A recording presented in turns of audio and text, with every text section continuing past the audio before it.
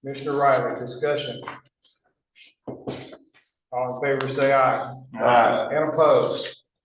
Motion carries. Item 4, line item transfers. We didn't have it. We have none. So we'll move to item 5. I make a motion to ratify the bills in the amount of $20,581.29 and approve the outstanding bills in the amount of $1,033,894.82. Is there a second? I'll second it. Commissioner Weir, discussion. All in favor, say aye. Aye. And opposed? Motion carries. Moving to item 6, Ms. Howell.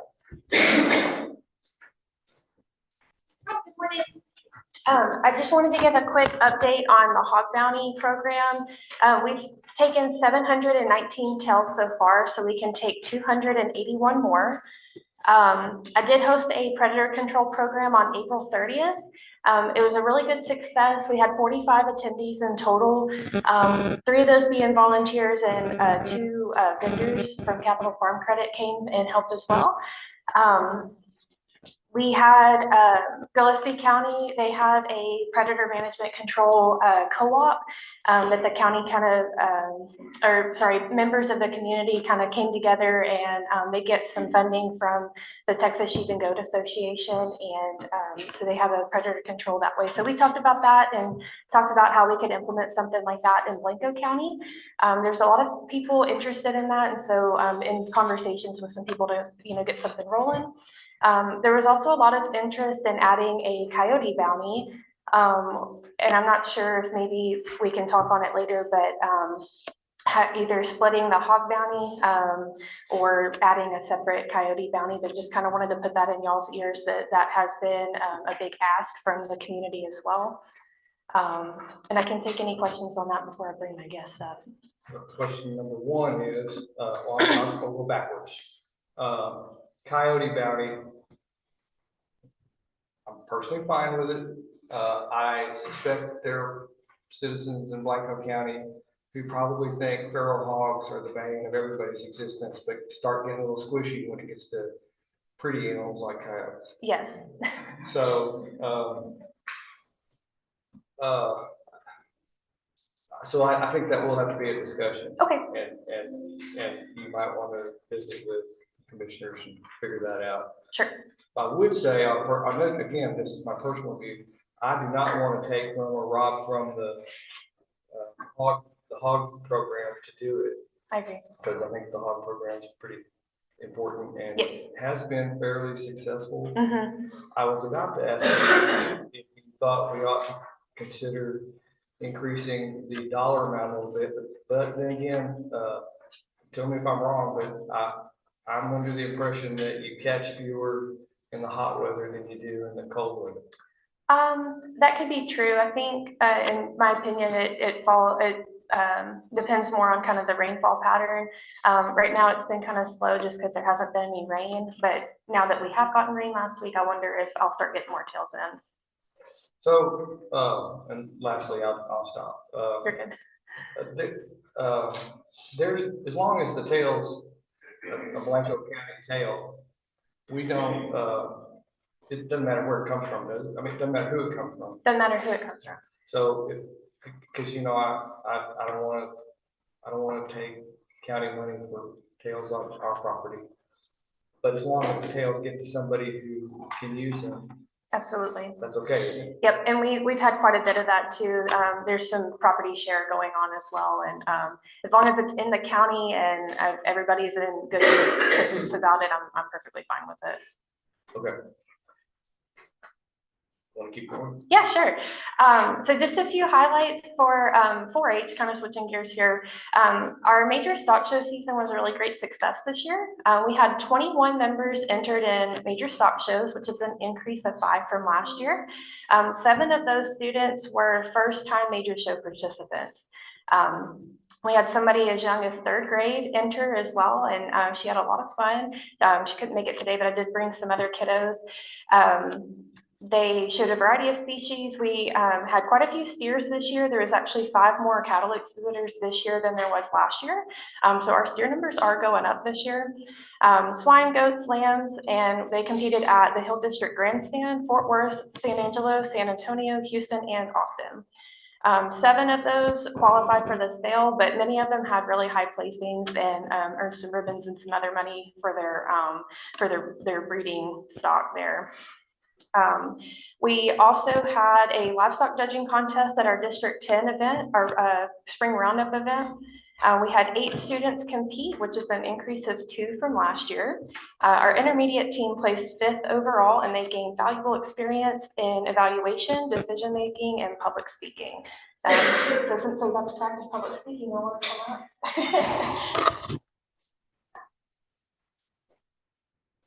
And I'll just kind of let them share their experience with shows and livestock judging and how much fun they had. So you're being recorded, and you're gonna be preserved for all time in this wall of records.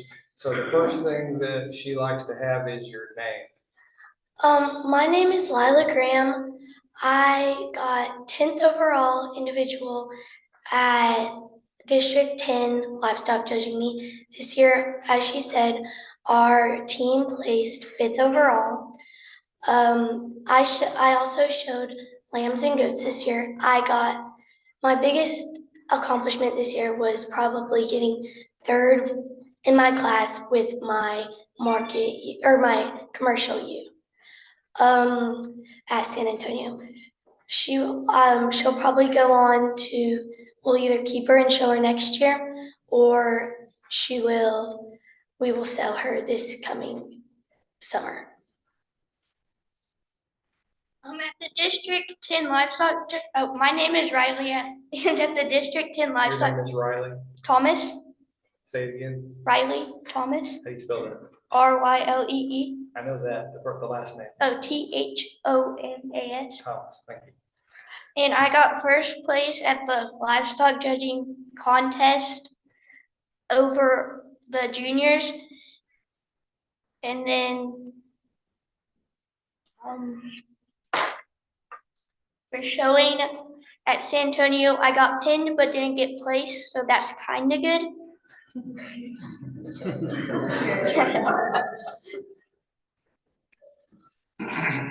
What grade are you in, Riley? Huh? What grade are you I'm in 5th grade. And what's your plan when you get out of school? A lawyer? You're gonna be a lawyer? Yes, sir. Okay. Anything else you wanna? No, sir. Riley. There's a trait that lawyers have sometimes, and you need to learn this. It's good to learn this really early. A lot of times a lawyer will be winning the case, standing right where you are, and they'll be winning their case, and they don't know when to stop. And they just keep going, and their case goes this way. So good job. Hi, I'm Tinley Thomas, and at the grandstand or the District 10 roundup, I placed 15th overall in individuals, and as they said, we got 5th overall as a team for the intermediate. At grandstand, I placed 7th in my class, which is decent, I guess. It wasn't really a good year for us this year, but like we kept pushing our animals this year and everything. Like, I mean, we did better at San Antonio than we ever did, but it's really hard. It's like hard to do anything at San Antonio. Yeah, it's kind of a rough year. But yeah, And first name again is Tinley. Caitlin. Tinley. Caitlin.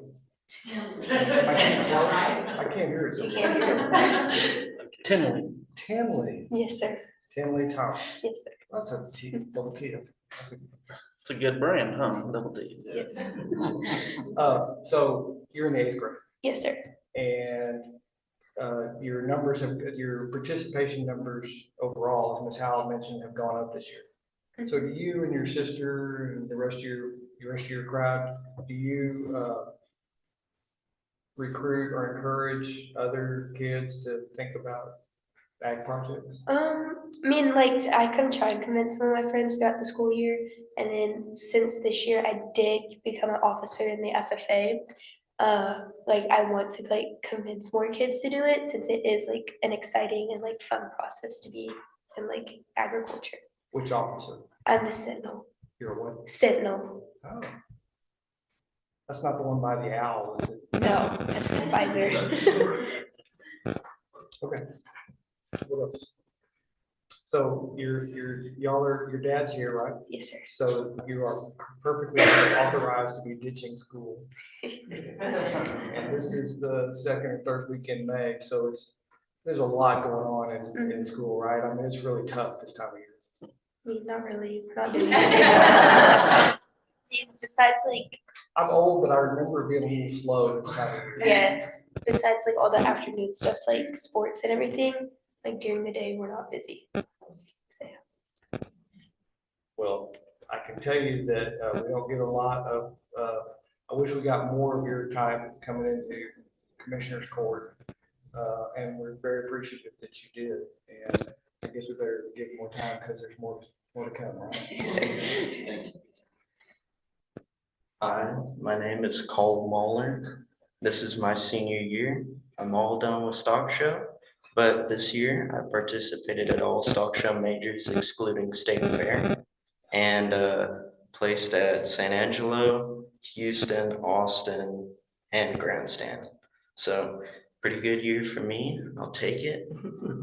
So everybody's had a pretty hard year this year, so I'll take it.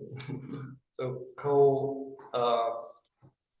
if I've got my numbers right, I don't think I believe them. So Oh, yeah.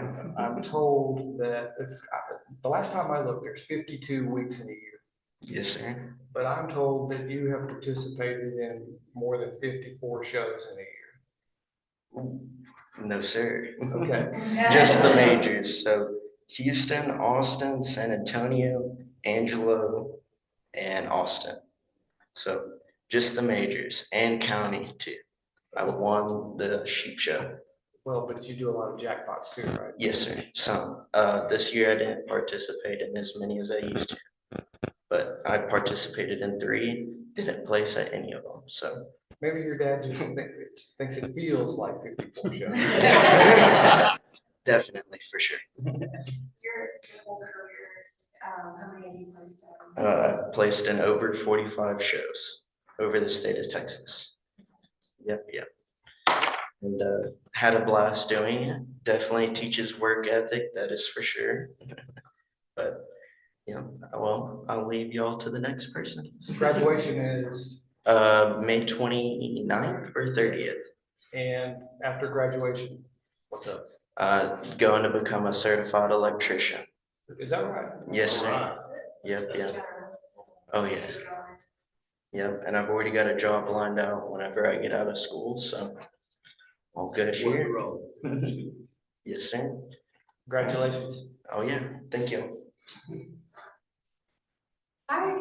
I'm Ava Craig, and I'm a senior in high school. I've been showing steers since I was in 3rd grade, so for 10 years. And this year I participated in county, the grandstand, and I actually got first place in my class, which was really exciting for me. And then I went to Fort Worth and I finished my career at San Antonio. And Carly was a big help this year, making sure that we had everything lined out. And actually, one of my steers lost their ear tag like 4 times. And so she was very helpful, making sure that we had everything lined out and all the right people there to make sure that everything was perfect. And so we're really grateful for the livestock industry and everything that she does for us. And we've learned so much responsibility and work ethic and time management. And we're just so thankful for everything. So if you were a county commissioner, would you keep her around? I would, yes, easily. Ava, if I'm right, you're quite an athlete as well. Yes, sir. So, I think everybody here probably knows it, but I would hate for it to go without being said, how hard it is to do that. Yes. Be an athlete and race show it. Yes, it is kind of hard, but I find it really enjoyable to like be able to devote so much of my time to athletics and livestock and school at the same time. And I honestly think that it's made me more easily able to stay on top of my studies and maintain a like high GPA and stuff like that. And I find it very honorable of myself to be able to do that compared to people that are only involved in one thing instead of 4 different things at the same time. Makes you get up pretty early. Yes. Yes, sir. What happens after graduation? I'm going to Texas A&M, and I got into Mace Business School, so I'll be studying there for the next 4 years at least. Okay. Studying, did you say? I got into business. I think I'm going to study financial advising, but I'm not completely positive yet. Hopefully once I. At the main A&M campus? Yes, sir. So that's the base school, I believe. Yes, I got in there. And then I Awesome. think That's I'm great. going to try to get into the business honors program after this first year. Fantastic. Yes, sir. Who was it that you're on the volleyball team. Yes, sir. Who was it that I embarrassed terribly? I think it might have been me. At the light spectacular. So we called you up on the trailer. Yes, sir. You got to do the countdown. Yes, sir. But for once, the fireworks actually went off pretty much on time. Yes. Thank you. All right.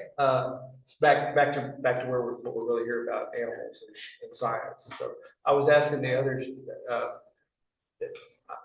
the numbers seem to be going up. I was getting pretty depressed that the program was getting less important in Blanco County. Yes, sir. But I'm curious if you think that you and the other young ladies are setting an example and possibly encouraging others to get involved. I think that we are. I think that since me and my family have been in it for 10 years, I think that we've shown that it is capable of doing and it is fun to be in that environment. I know that a few people moved from another town, but I also know that me along with them were encouraging other people to do it and let them know that it's a fun and it's a really good industry to be a part of, and that you can do it on top of doing school and sports at the same time.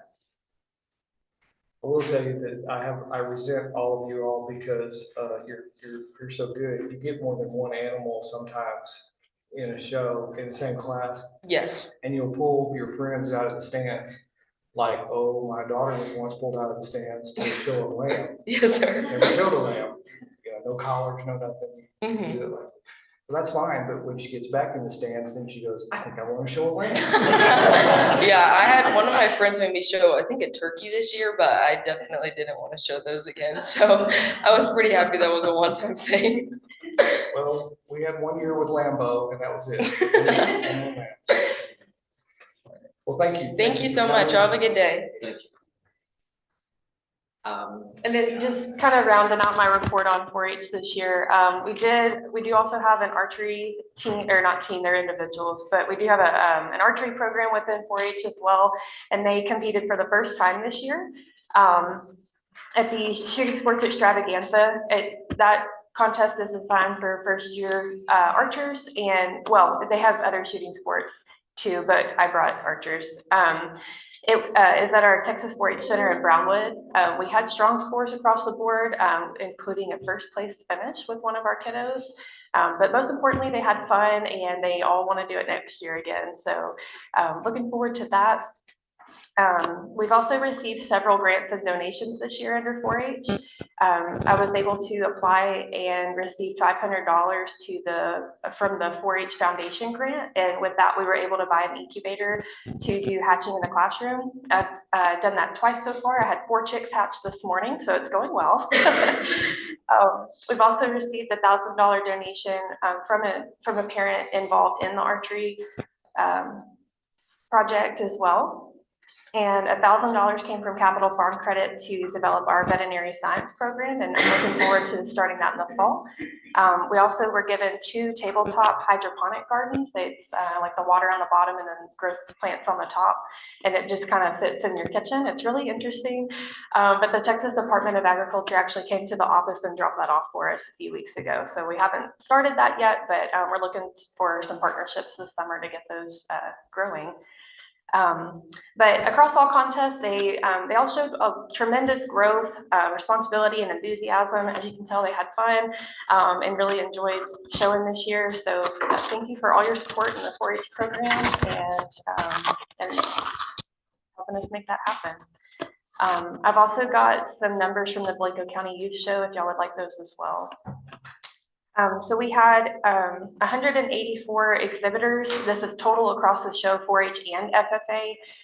357 entries total in the show. The number difference on there is some of them didn't quite make weight this year. We had 24 broilers, 17 steers, 62 goats, 62 swine, 51 shop, 56 rabbits, 75 lambs, and 5 turkeys. We had 190 sales slots, which is up from 2024. Our sale total was $448,550, and add-ons were $241,825. The wild game dinner add-on was able to bring up all the averages. That totaled $92,965.92. And so the total sale amount was $840.92, which exceeded last year's total. So our sale numbers are still increasing. The scholarship fund received $13,848 during the auction with the salsa contest and other donations. Our show this year is, it kind of fell weird with New Year, so we, as a board, or them as a board, decided to push it back to December 29th and 30th, and the sale is going to be on the 3rd, so it's going to go back to that 1 week instead of 2 week schedule. But that is all I have. 4-H camp in Brownwood. Yes.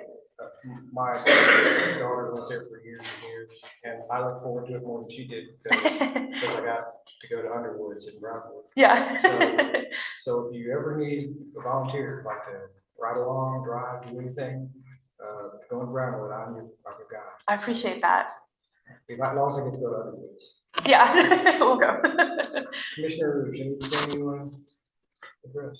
Your 4-H BB shoot is going to Arkansas? Yes, our July 4-H BB gun team is going to Arkansas again this year. They went last year as well, and I don't think they placed, but that doesn't matter. They had loads of fun. So we wish them great success this year as well.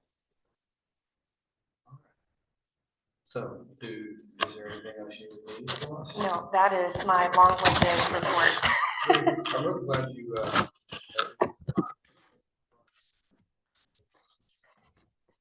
I really appreciate their parents letting them be out of school for this. yeah, thank you very much. Appreciate it.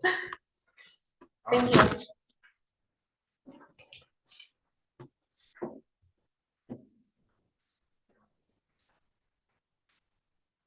Harley, is Gretchen here? Yes. There she is. I couldn't see her. So we'll move to item 7. I'm Gretchen Sanders, Blanco County Extension Agent, Family and Community Health, and good morning to you all. I think I wasn't gonna talk about the camp at Brownwood, but I do wanna tell you, we have 4 kids going to camp, and they are actually using Tractor Supply Paper Clover campaign funds. So we get 90% of the money raised at the store in Blanco in a fund for us with the Texas 4-H Foundation, and we can pull it out for leadership or camps. So we had 4 takers for that, and then Carly has 5 going to judging camps, and we're using that money to fund those. And then this week we're accepting applications for the District 10 4-H Leadership Lab, and we hope to use that money to send them as well to, so that would be, we've got 2 camps plus 2 different types of judging camps and then leadership labs. So it'd be like 5 events, and all these kids are being reimbursed or their fee is paid for. So we really like those Tractor Supply funds. Is the leadership camp one where they get on the bus and they go to Stephenville? They're going to Alto Frio this year, so they'll be on the Reaver. But there are 4 kids going to Brownwood, so I can let their mamas know that they might have a drive or a driver. Yeah, okay. I do want to start with the Walk Across Texas program. We've done that as county employees in 2023 and 2024, and it was a success. I wanted to tell you about a new version of this program. It's called Walk Across Texas History, and it's actually a 4-week versus an 8-week program. There's 2 routes, and of course, this is visiting virtual visits to Texas history sites. But there's one called the Runaway Scrape. It's 416 miles. And it highlights the post-Alamo timeframe from Gonzales to San Jacinto. And then the other one is called a historical site program, and it introduces the participants to 36 sites and what it means to be a Texan. It shows forts, homes all over the state, and that one is 540 miles. So the one that we did in the past was, like I said, 8 weeks. And I believe the county employees were given 8 hours if they participated, 4 hours if they participated. Leave it to Ms. Strickland to keep us. I'm glad. Yes, I thought it was like a whole day. But I know the county employees appreciate that, and it does, you know, lessen our healthcare costs. So it's a good program for us to participate in as far as insurance is concerned. And I would love to put that together and have our county employees participate in that. We could get it going probably Sunday. I was thinking like Sunday week, which would be the 25th of May.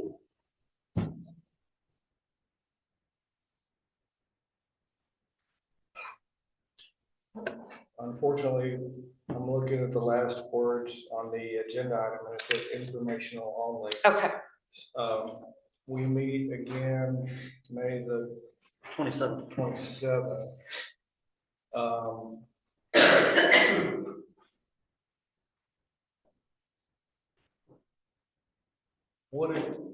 What if the commissioners, I haven't asked, I don't know.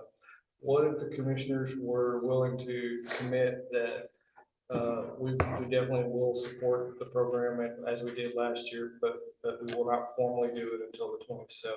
But we could still get started? Sure, we can start at any time. It usually runs like the weeks are like Sunday through Saturday, but I could get it set up and going. And Gretchen, it gets really hot. well, did you notice that we're going from a 8-week to a 4-week? Yeah, Okay. so we can get this done. Okay. Yes, and develop good habits and be healthy. Well, then I'll open it up to the commissioners if you all would be interested in next commissioners court adopting the same thing we've done in the last year's authorizing. It'd be 4 hours administrative leave for doing what? For doing either program, and y'all can pick. We can do the Runaway Scrape or historical sites. But there's a milestone. There's something you have to accomplish. Yes, so the hours were awarded to everybody that finished the Walk Across Texas program. What does it mean to finish it? It was, the previous program was, I think, 840 miles because you walked from one side of Texas to the other. This one is scaled down. So it would either be 416 miles or 540 miles. Okay. All in 8 weeks with your team, just like in the past. Okay. But you learn at the same time. Getting healthy and learning. That's good. Commissioners? Anyone have a problem with it? No. So Connie, we'll put it on the agenda for the 27th to formally approve, but Okay. we're all in. Okay, great. Thank you so much. The next program I wanted to tell you about is called Cooking Well with Friends. Last our Texas Community Futures Forum, where we polled county residents about what they wanted from AgriLife. And I don't know about your homes, but the biggest question in my home is what is for supper? What's for dinner? What are we eating? So it seems that that is the case in most homes. So I brought in the Cooking Well with Friends. This was a 4-lesson series where I provided all the kitchen equipment, the spices, knives, everything that they needed, plus Ziploc bags. And the participants brought groceries and we prepped freezer meals. We created 224 meals for 16 participants, and they follow the dietary guidelines for Americans. So they're low fat, low sodium, low sugar, but really flavorful with all those spices and marinades. And everyone was able to take 4 meals home in each class and either put them in the freezer or cook them that night for their supper. But it helps stock your freezer, so sometimes it's a crazy night and you don't want to have to wonder what's for dinner. So that was a really good program. We finished the series in April, and the ladies in the class said that they wanted to keep going. So we're just gonna keep on going. We've been able to use the FBC Church, Blanco Baptist Church. They let us use their fellowship hall for free, and which is really nice. So we just set everything up and put all the meals together, and everybody goes home happy. So it's a good program. So we're gonna keep that going. I said ladies, I actually have had several gentlemen take the class with us.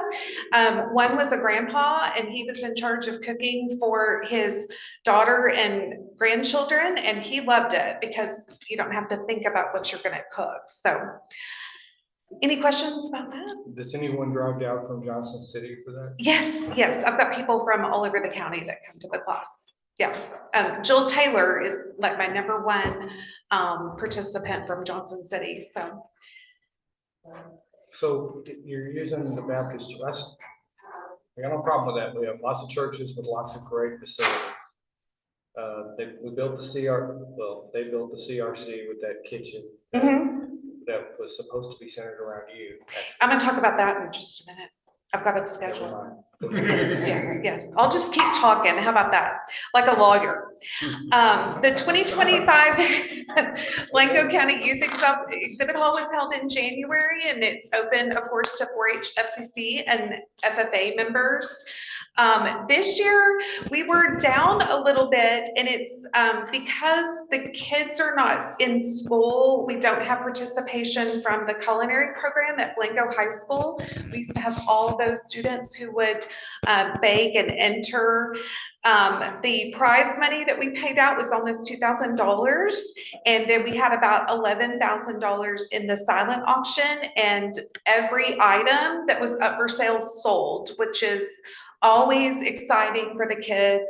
They've continued to save their money for college camps, supplies for next year, houses, as Commissioner Leisman told us a few years ago. I've got one participant that is saving for a car that is one of those Sanders boys told me he's saving for a car. So, which is good. He's thinking ahead. So that money will go to that as well as his college. So we did a survey last year and asked them what they're spending their money on, both from exhibit hall and stock shows.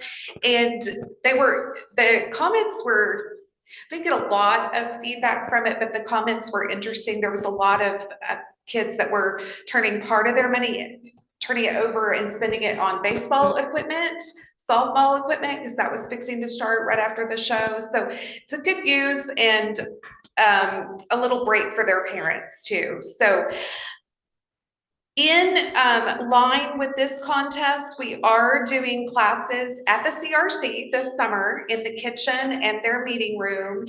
And we're going to do a sewing class that's one day, 2 days of cooking, and then we're going to have a craft day. So the idea is that they're learning stuff that fits in with the exhibit hall and those categories. And ideally at the craft one, maybe they could finish something, have it complete and ready to go for the show in December. Any questions? So where I was going with that earlier about the kitchen and the CRC is, I know the CRC is sometimes problematic as far as scheduling or whatever, but I noticed that the exhibit hall is equally set up for you to maybe do your lessons. I was Yes. wondering if you're using it. I have preferred to use the CRC kitchen just because it's full of kitchen supplies. Okay. So that's why we've been cooking there. Okay. And so Yes, you are still using that? yes. Good. That's good. We're Yes. built- we're built for We you. were just there yesterday putting safety day bags together, so yes, That's good. and they're great, so. All right, well, thank you. Gretchen, I'm sorry, you just mentioned something, but why don't you go ahead and give a shout out about the safety day? Oh, safety day will be on Thursday. Carly is the coordinator this year and we're ready and it's gonna be 100 degrees. The weather has been so nice and this is offensive that it's 100 degrees on safety day, but we're gonna make it. So we've got quite a few speakers. We've got a lady from Blanco ISD is gonna discuss vape awareness. We have Dr. Crowbot is coming to talk about small animal safety. We have water safety with LCRA. Catherine Rutherford is going to do the welcome and talk about not mowing your yard in flip-flops and why you shouldn't. And she's gonna tell them her story. So we've got lots of good stuff. Farm Bureau is paying for the, I don't know if you wanna add to this since you're the coordinator, but Farm Bureau is paying for the lunch for the speakers, the volunteers, and the teachers and the bus drivers. So we'll have a great day. In a way, I guess, it's miserable heat, but in a way, I guess it can make the point about farm safety because you want us not overheat. Absolutely, yeah, yep. Sunscreen, drinking water, all that, so, yeah. And I'll add too that the volunteer fire department in Round Mountain will be there as well. They're bringing their truck with them, so we're excited about that. Actually, all the fire departments are gonna be there. Oh, all the fire departments are going to be there. Sorry, only one contact me. But yeah, thank you for helping me with that. Anything else? That's all, thank you. Thank you. Item 8. So Ms. Fry, before she left us, was advocating for, I think, possibly Gillespie County, but I know other counties try to manage the process of hot fund applications by creating windows, like a drop-off calendar. And I think she told me that, I hate to keep saying Gillespie County because I might be wrong, but if it is Gillespie County, whatever county it was she was telling me about, they do it twice a year. And, sometime in January, sometime in July. And I think it would be a good idea to funnel requests so that the Kent court can manage the hot funds better. If we do that, if we agree to drop off calendar, the exceptions that I would make would be, we already made an exception. We already did one for Light Spectacular this year, and we are working pretty heavily on one for Gem of the Hills this year. So I would say the Light Spectacular one was outside of it, and wouldn't be outside of it this year. If Light Spectacular wants money, if you agree to a drop-off calendar, then they need to comply with the date this year. But if Gem of the Hills can finish theirs and get it in, I would be okay with making an exception for that one earlier than whatever date we pick, if we pick a date. So that's my proposal, and if I had to be more specific, I would say the last meeting at the last regular meeting in January and the last regular meeting in July would be, well, let's back up. Those would be times to consider requests, so you want to back it up, I suppose, to the 1st of January and the 1st of July for deadlines to submit your request for hot funds. That's a thought. If you want to improve on that, you want to do it quarterly, you want to do it weekly.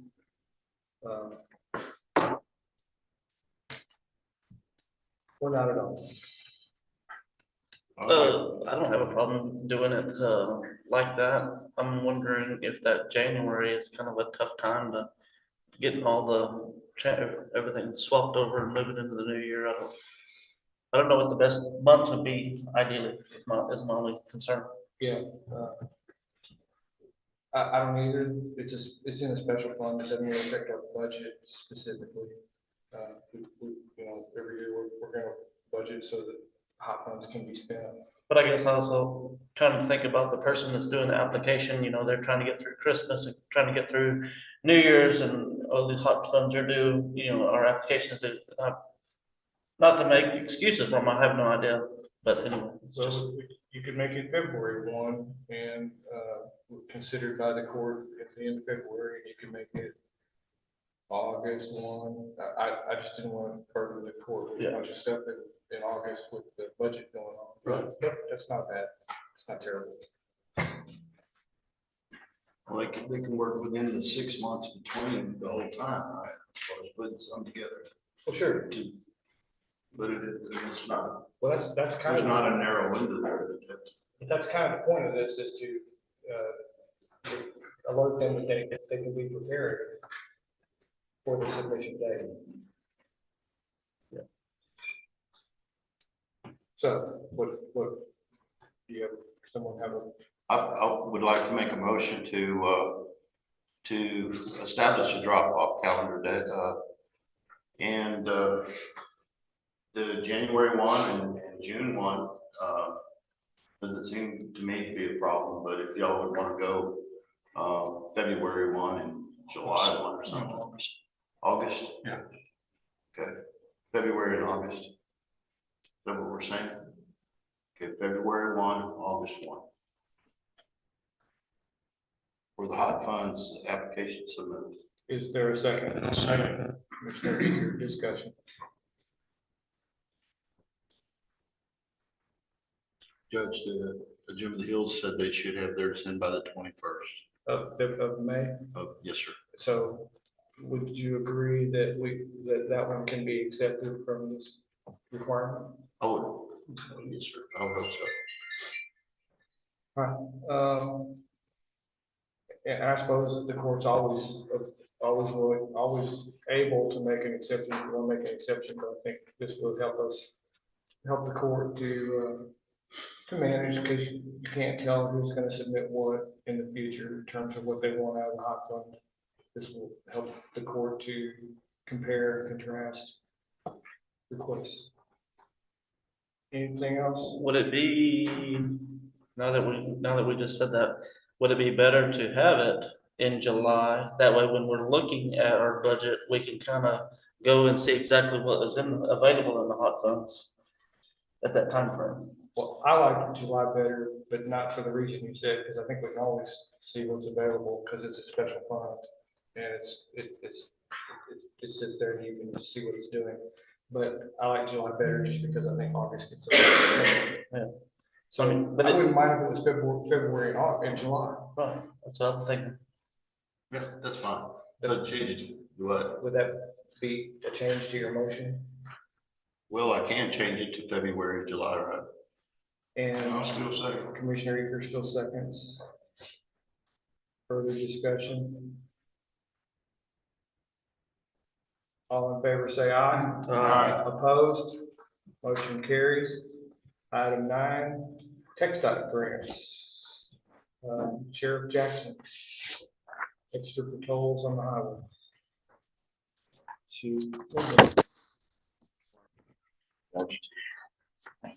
These are 2 grants that we've applied for through TxDOT for traffic enforcement. One of the grants is Click It or Ticket. The other grant is Operation Slowdown.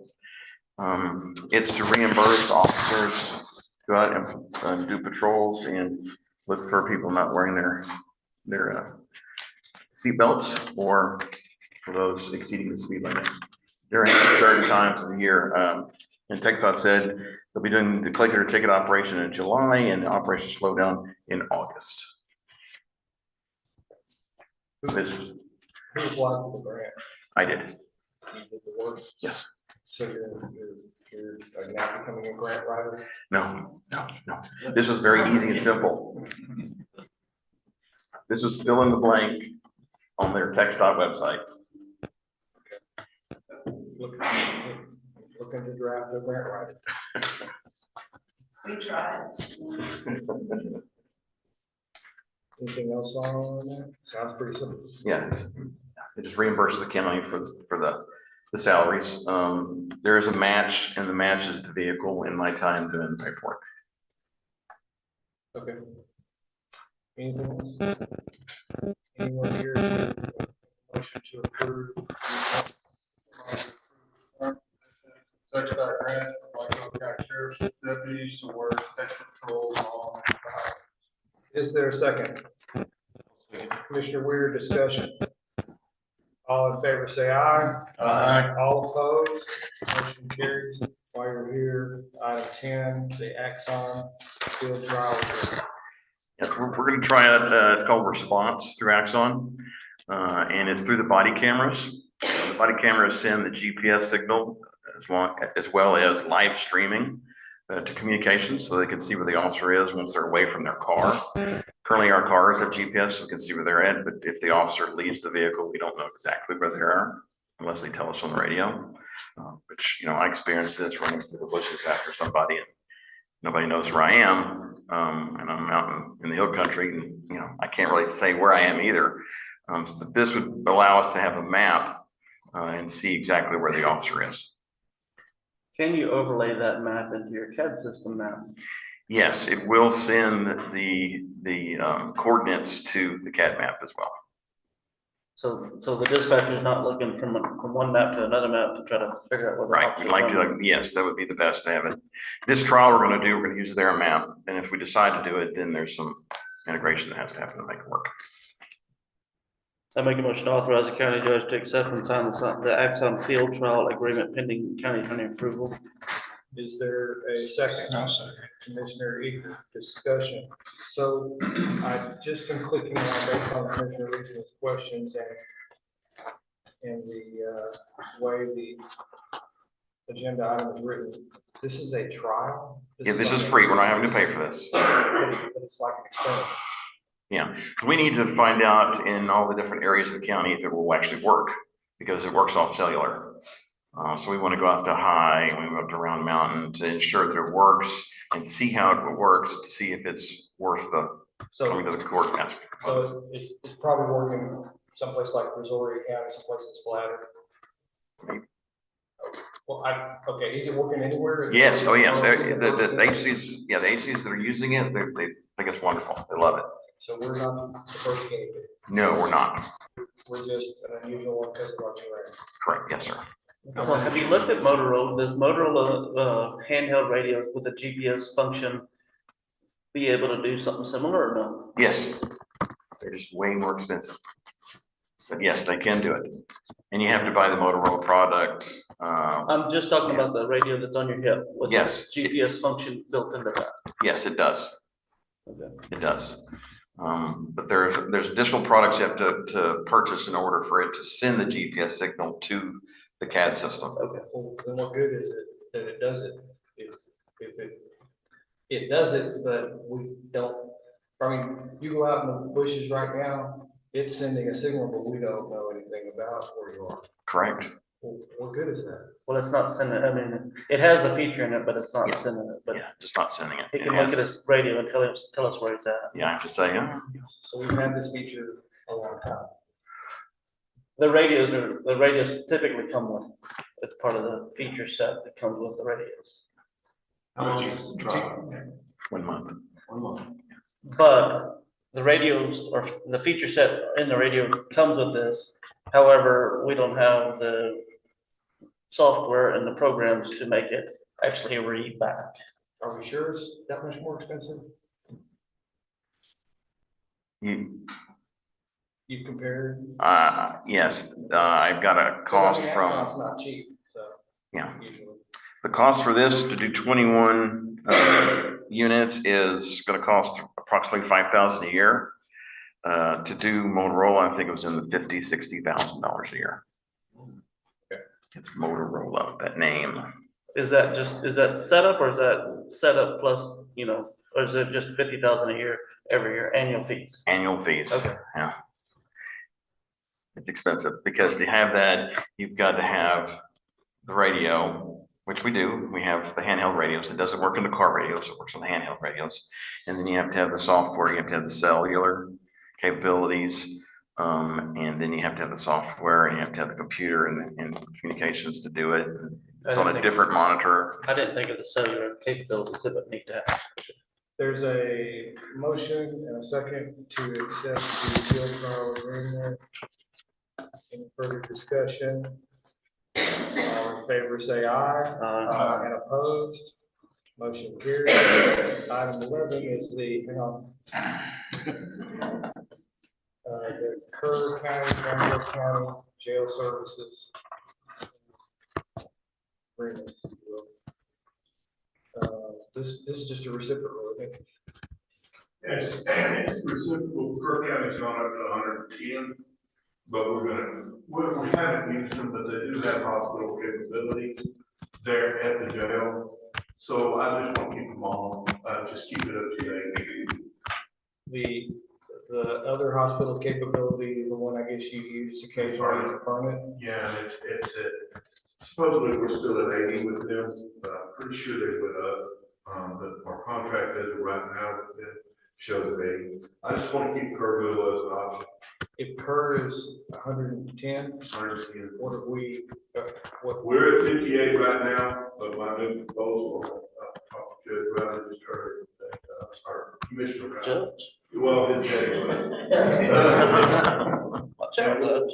We're talking about going to 65, new budget year from 58. Was that in this agreement? No, this is just a renewal agreement with Kerr, they just said, because they've gone up So it's a renewal, but it was a new price a new price on their side, not on on ours. their side. Okay. I moved to authorize the county judge and county sheriff to sign an updated interlocal cooperation agreement between Kerr County and Blanco County. Is there a second? Commissioner Riley, discussion. I haven't seen, hardly any Kerr inmates coming our direction. No, it's not, we don't have, same with Garnet, we don't bring there, it's not a dual. Lately, it seems like it's mostly Lano, maybe a few Hayes. It's Lano, Hayes, and Kendall, right now that we have a reciprocal both ways. We're still by far the cheapest. But we will go up a little bit.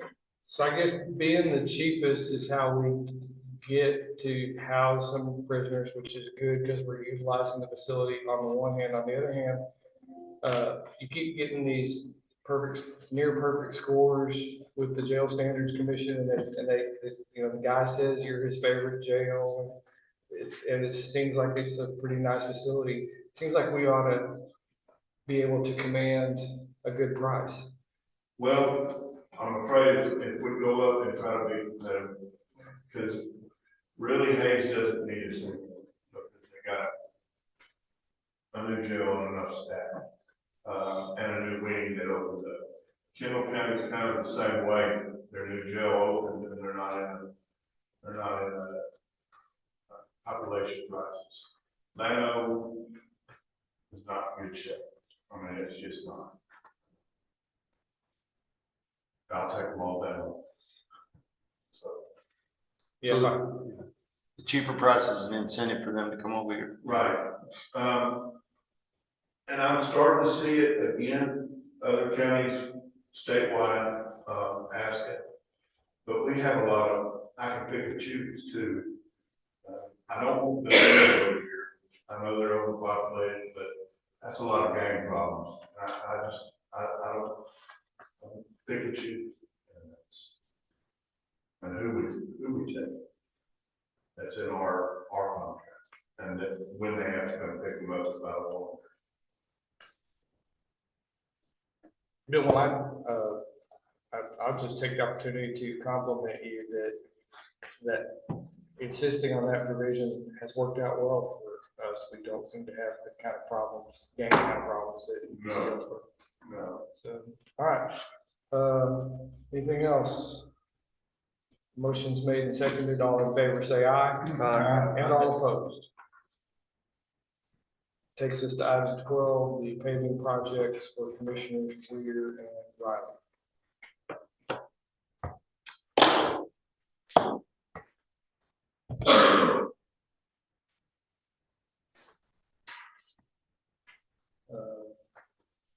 how do we do this? I've got a paving bid on precinct 1 and precinct 4.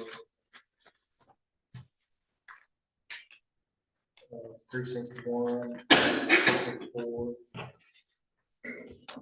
Precinct 1. Precinct 4. And precinct 4. There's 2 of them. Okay. There may be one in your packet that came in last before we left. So look in your packet. All right, I shall.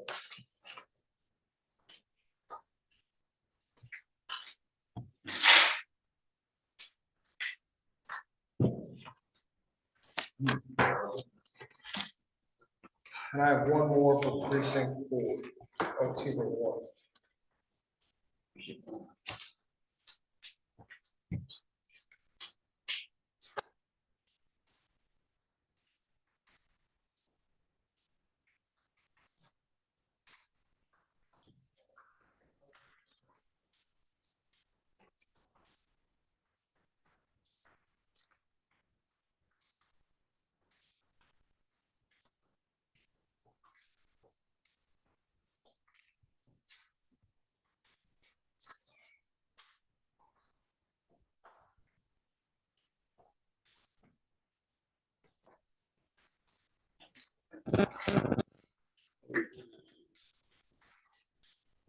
Anna Morano.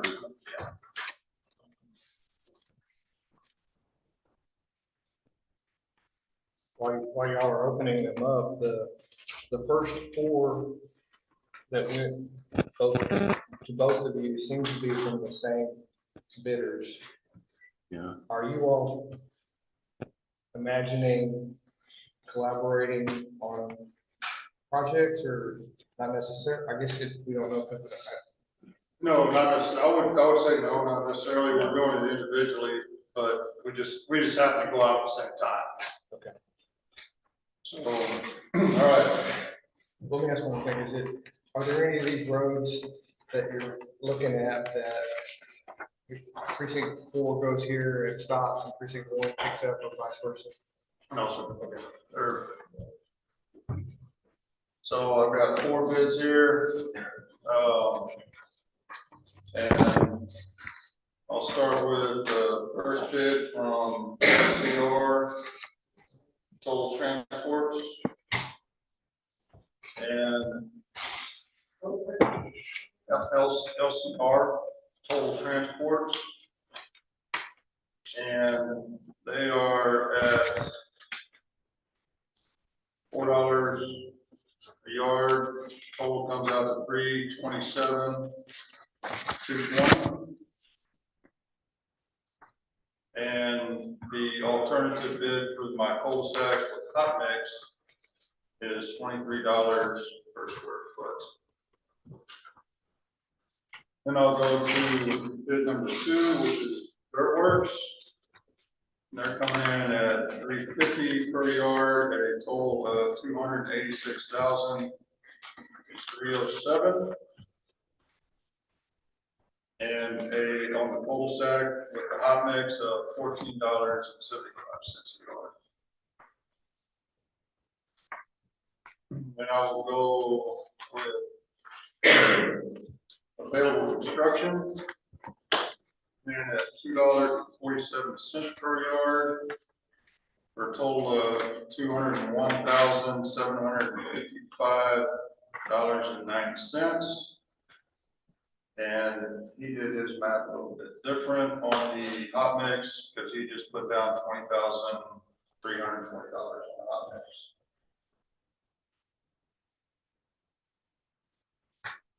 And coming in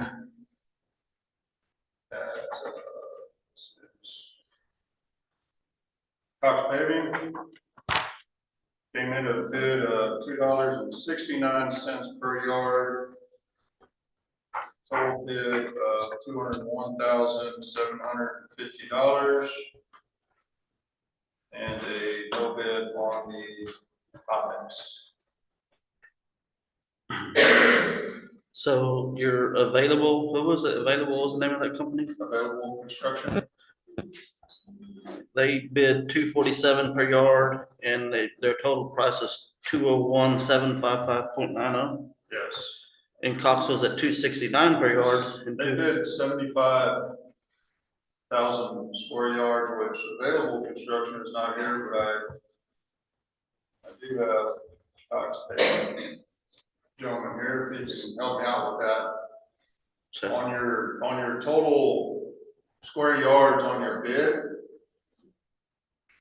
you're 6,000 square yards shorter than. I just averaged on 22 foot. Okay, and I'm gonna ask you another question. So We just gotta, you know, change it, though. Oh, can you come up here for me, please? Yes, sir.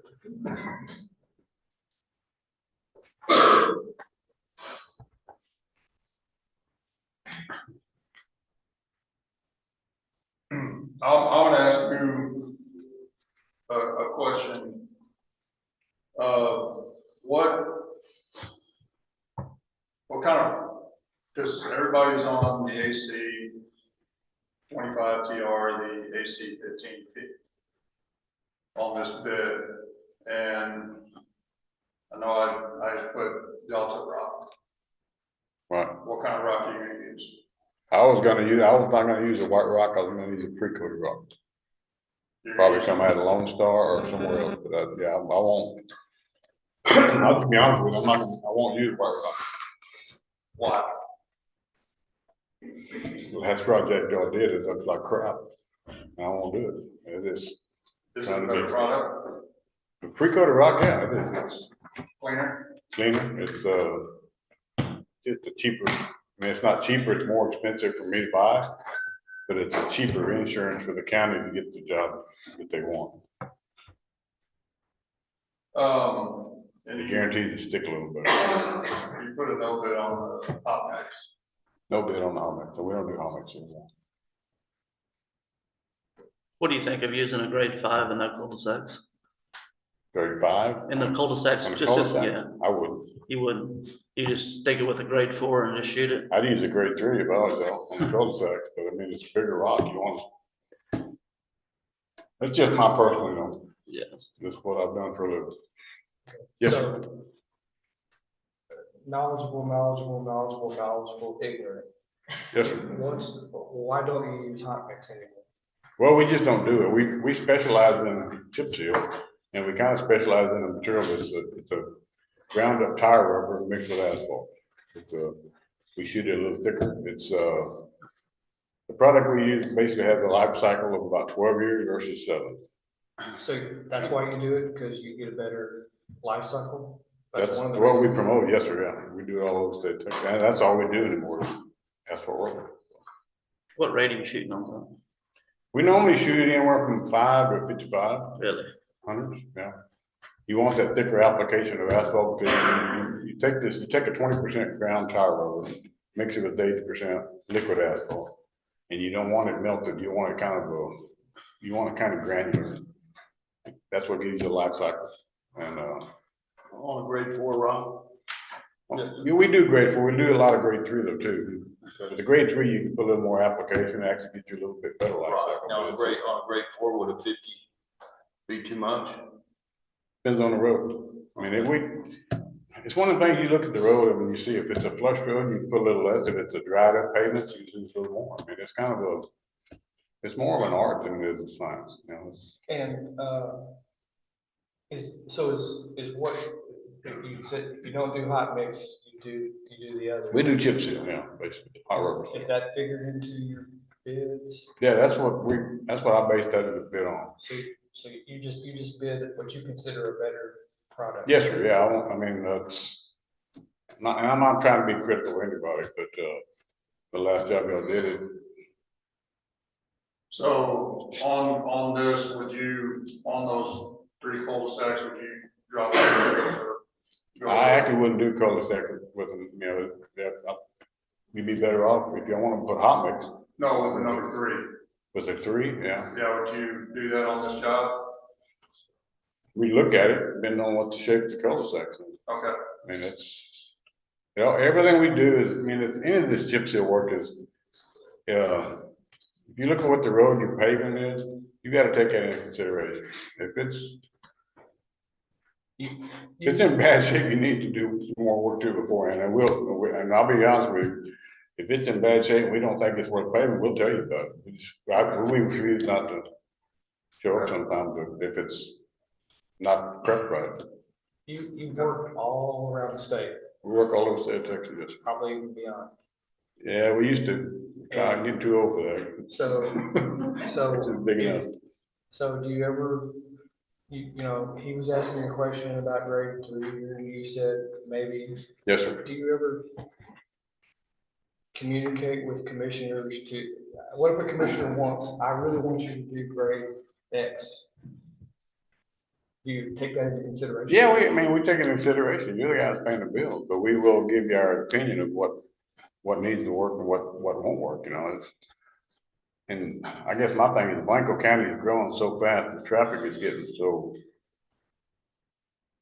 busy, just for lack of a better word. Grade 3 is a little bit, it's just a larger rock, stands up a little bit. The downside to grade 3 is though it's if you got people that like to complain a lot, it's a noisier pavement.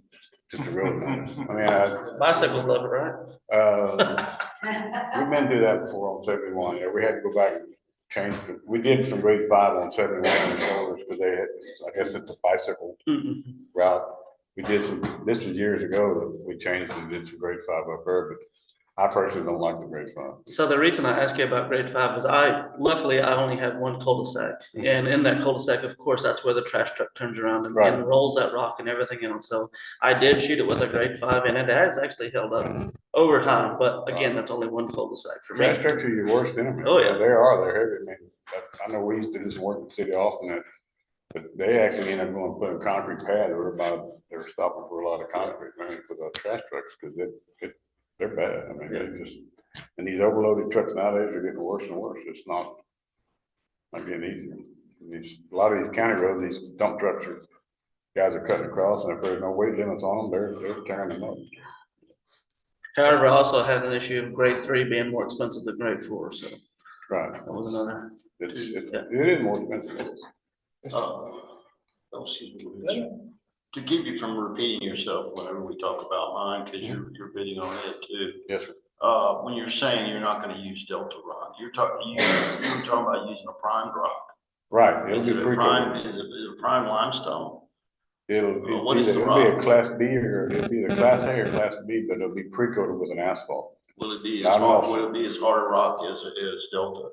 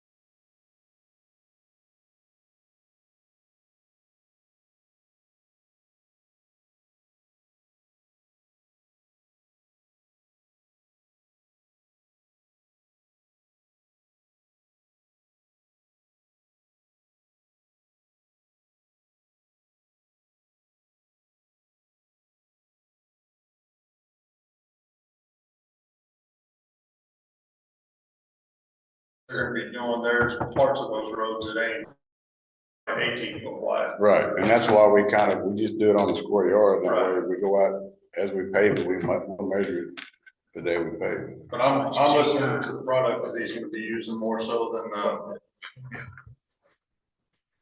And what do you hear? You said you're listening to the. yeah, I mean, it's just, he's bid for a better product. Which one? With a better product as far as the rock goes, Well, in my opinion. Because it's gonna last longer, it's gonna stick better, it's, you know, he's looking at shooting something that we're not gonna have to mess with for 10 to 12 years. And that's what I think I'm trying to get to the county, for the county, is that when we're doing our projects, that our edges are good and we're seal coating every, you know, around the roads every 7 years. So are you saying you want to award it on best value? I want to award it on best product for the dollar. I think we're saying the same. Yeah, yeah. Value, I think it's the same. Yeah. Do we, is there anything to be said for a local company? Absolutely. Especially one that's been in business since 1968. So they're obviously doing something right. Man, I can get you a list of different jobs that we've done, and stuff like that, I mean, I think that's something they'll probably need to look at anyway, but I mean, just. So do we want to finish mine up or hear Tommy's, or? Why don't we finish it? Okay, finish mine up. Well, Do me. Hang on.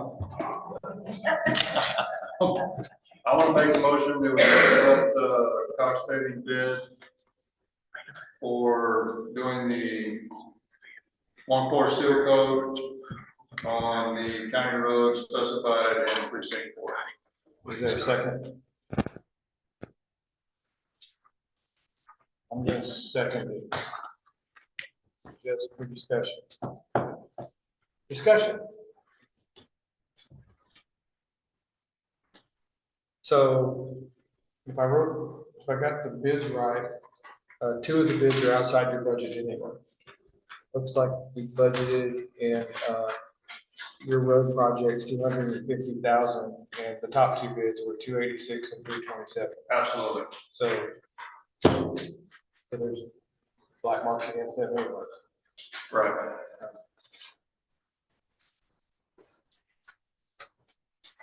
No other discussion? Okay. All in favor, say aye. Aye. All opposed? Very good. Thank you. You said. Sure. Thank you. Thank you, Sid. It's my time. Yes, sir. Okay. Got here. I've got 5 bids here. And what I was going out for was 38,300 lineal feet, so 7.2 miles, 22 feet wide. All of Candelia Road from the city, the state park in the city of Blanco, all the way out to the county line. So we've been working on it for almost 2 years, prepping it, getting it ready, cleaning it up, so it's ready to shoot. And there's 5 bids here, and let's see. First bid I'm looking at here is with LCR. Is that you, sir? Yes. Yep. Okay. Y'all got a bid out here for that 7.2 miles. It's outside of my budget, but it's at $374,488. It's $4 a square yard. Another one here from Dirt Works, which is outside of my budget. It's $332,682, which is $358 per square yard. And I've got one here from Available Construction. which is, within the budget, it's $229,532 at $2.47 a square yard. I've got one here for Cox Paving. It's within my budget. It's $249,976 at $269 per square yard. And then I have one more here from Rubicava. And it's outside of my budget at $303,335. Can you repeat that? $303,335, which is $3.24 a square yard. So the way I look at it, tell me if I'm wrong, is the ones outside of my budget are outside of my budget. And I'd like to stay within it if I may. And so that narrows it down to two contractors here, and one being Cox Paving and the other one being Available Construction. Again, we just heard the conversation from Mr. Cox on why he would use the prime rock. I like prime rock. We've never used it in our bids. I had always thought that it was quite a bit more expensive than others. But it does have if I understand it right, it's got a heat factor, which is a lot better than just bare rock. So with the two considered, I have a tendency to go with the primed rock. And it's not as cheap. I got one at $247 and one at $269. But the $20,000 difference on 7.2 miles of chip seal is, to me, is a bargain for that length and that width being all primed. So I would like to make a motion to accept Cox Paving's bid for the $249,976.32 bid. Is Commissioner Riley seconds discussion?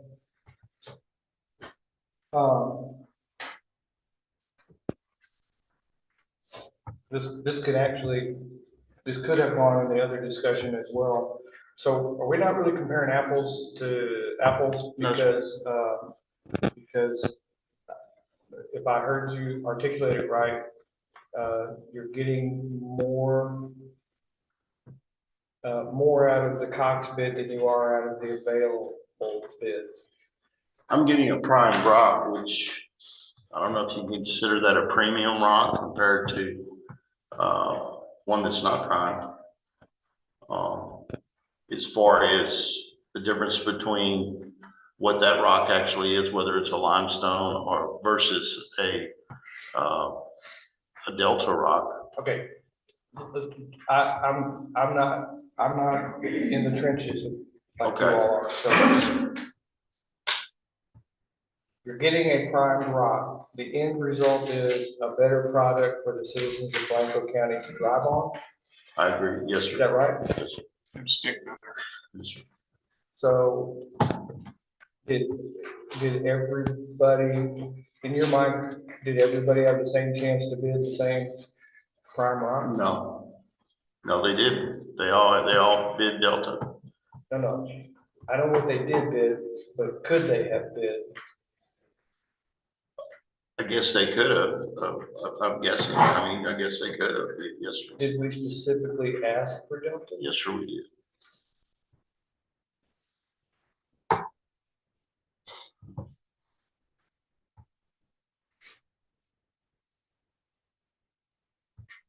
So if we put out a bid and we ask for a Ford and somebody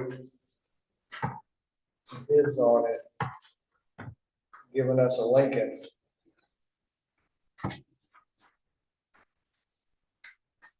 What's wrong with that? I don't see anything. But if they wrong give with you it. a Dodge, then it's a totally different story. Just the now we're getting into the age-old argument, Dodge, Chevrolet, and Ford, which is better.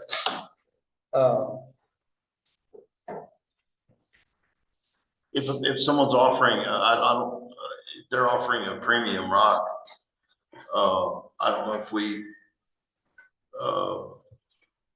can we accept it at a little bit higher price, or do we have to say, no, we can't use that rock? Is available a local company? Yes, sir, they are. They are. So, head to head.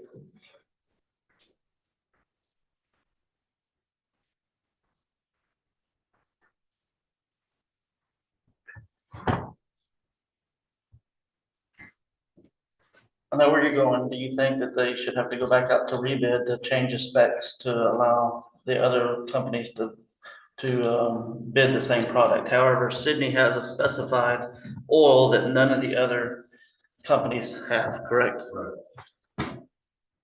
So maybe either, Yeah, I guess where I'm going is, if we go out for bid and we say we want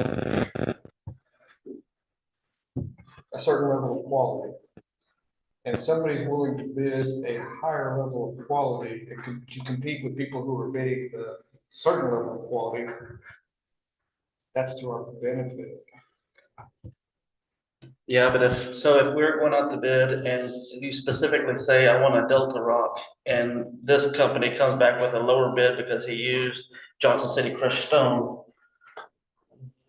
then if you awarded it to the lower bid, it's, well, I bid this rock because that's what you told me to bid. So I understand what you're saying. I'm on the same page with you. If you bid a lower bid, but nobody bid a lower bid except for one company. Yeah.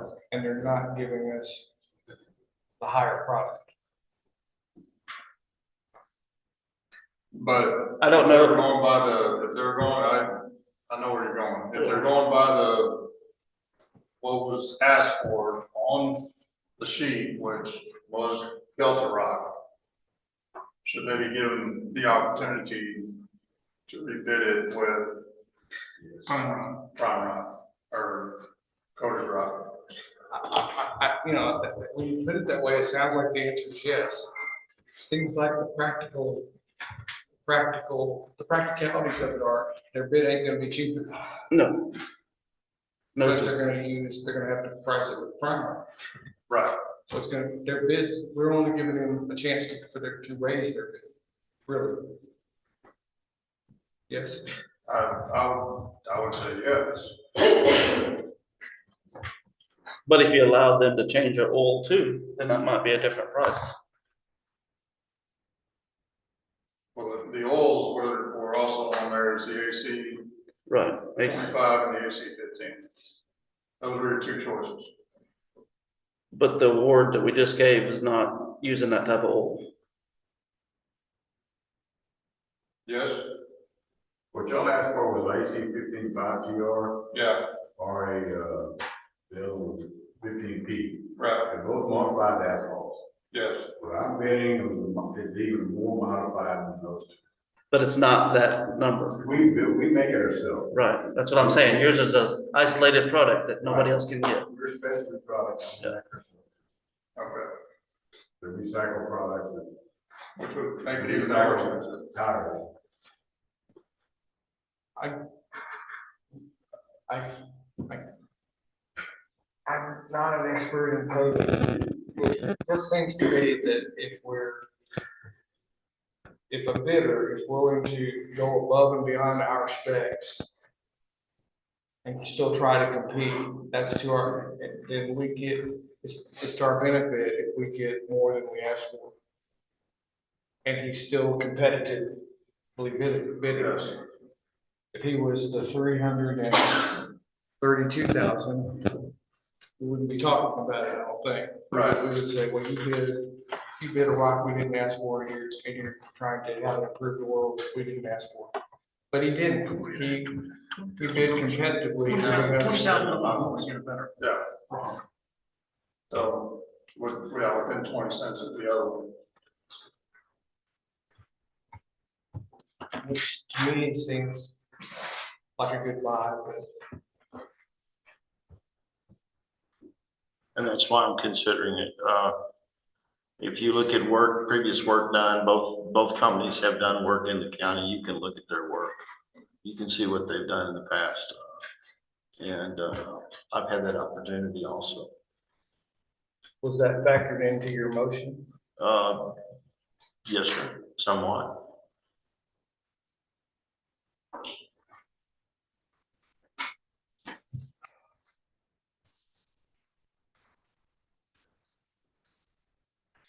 Okay, well,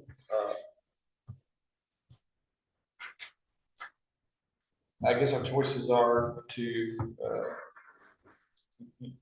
Commissioner Riley, a minute ago, you were talking like almost in terms of rebidding. I'm not sure that's necessary, but I'm not gonna argue with anybody if that's what they'd rather do. Or we can go forward with this motion. In my motion, I'm not into rebidding. So we have a motion on the table to accept Cox paving at 249,976, seconded by Commissioner Riley. Still seconding? Is there any further discussion? Can we ask our assistant county attorney on her legal opinion? Sure.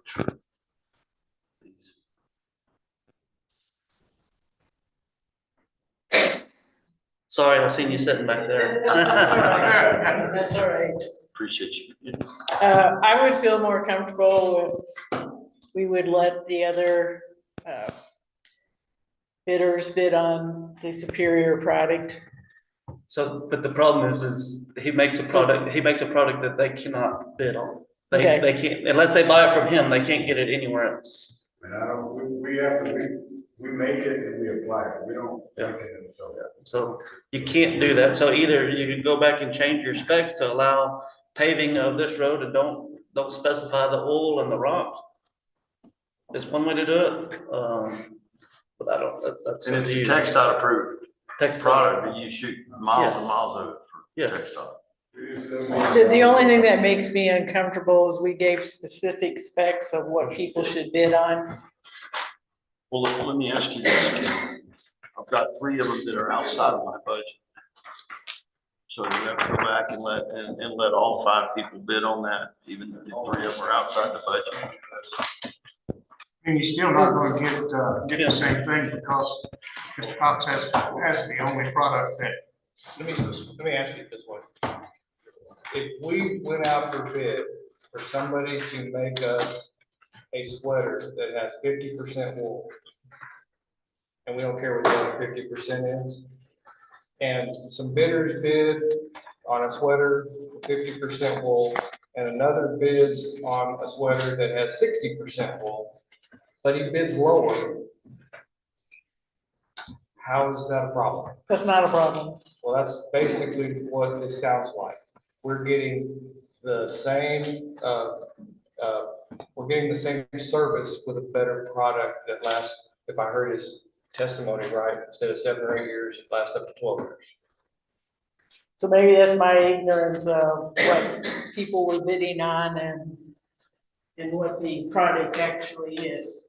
I mean, So if it's still apples to apples, but one's. They could have, well, it's not entirely apples to apples, but they could have bid, if they make their own oil or if they go and buy a better rock, they could have bid. They bid the lower, they bid the base, and they were still higher. But can I intercept one thing? We take the rock out of it because it just says using a number 4 rock. It doesn't say Delta. So take that pre-coated rock out of it. So now it's just down to the type of oil. And he's saying that your oil has an AC 25 TR. It's an emulsion based emulsion based. No emulsion. Okay, it's what did you say? It's. The only one there is 25 TR or the 15P. Right. They're 2 modified asphalts, polymers. Right. They're modified. We take basically the 6422 asphalt and modify it from the ground tire. Yeah. We have. So, but- it on that. yeah. We don't buy from the tank that's been sitting for 6 months. Right. So the oil that he's providing, it does not have either AC 25 or AC 15 in it. And that's clearly spelled out In this, in the specs, The the bid. the bid specs. okay. But it's still the same product, but better. It's not the same, it's a different product, but it's, in his opinion, a better product. Get a better bang for the buck. $20,000 higher, but you're gonna get a product that's gonna last. Versus an AC. And-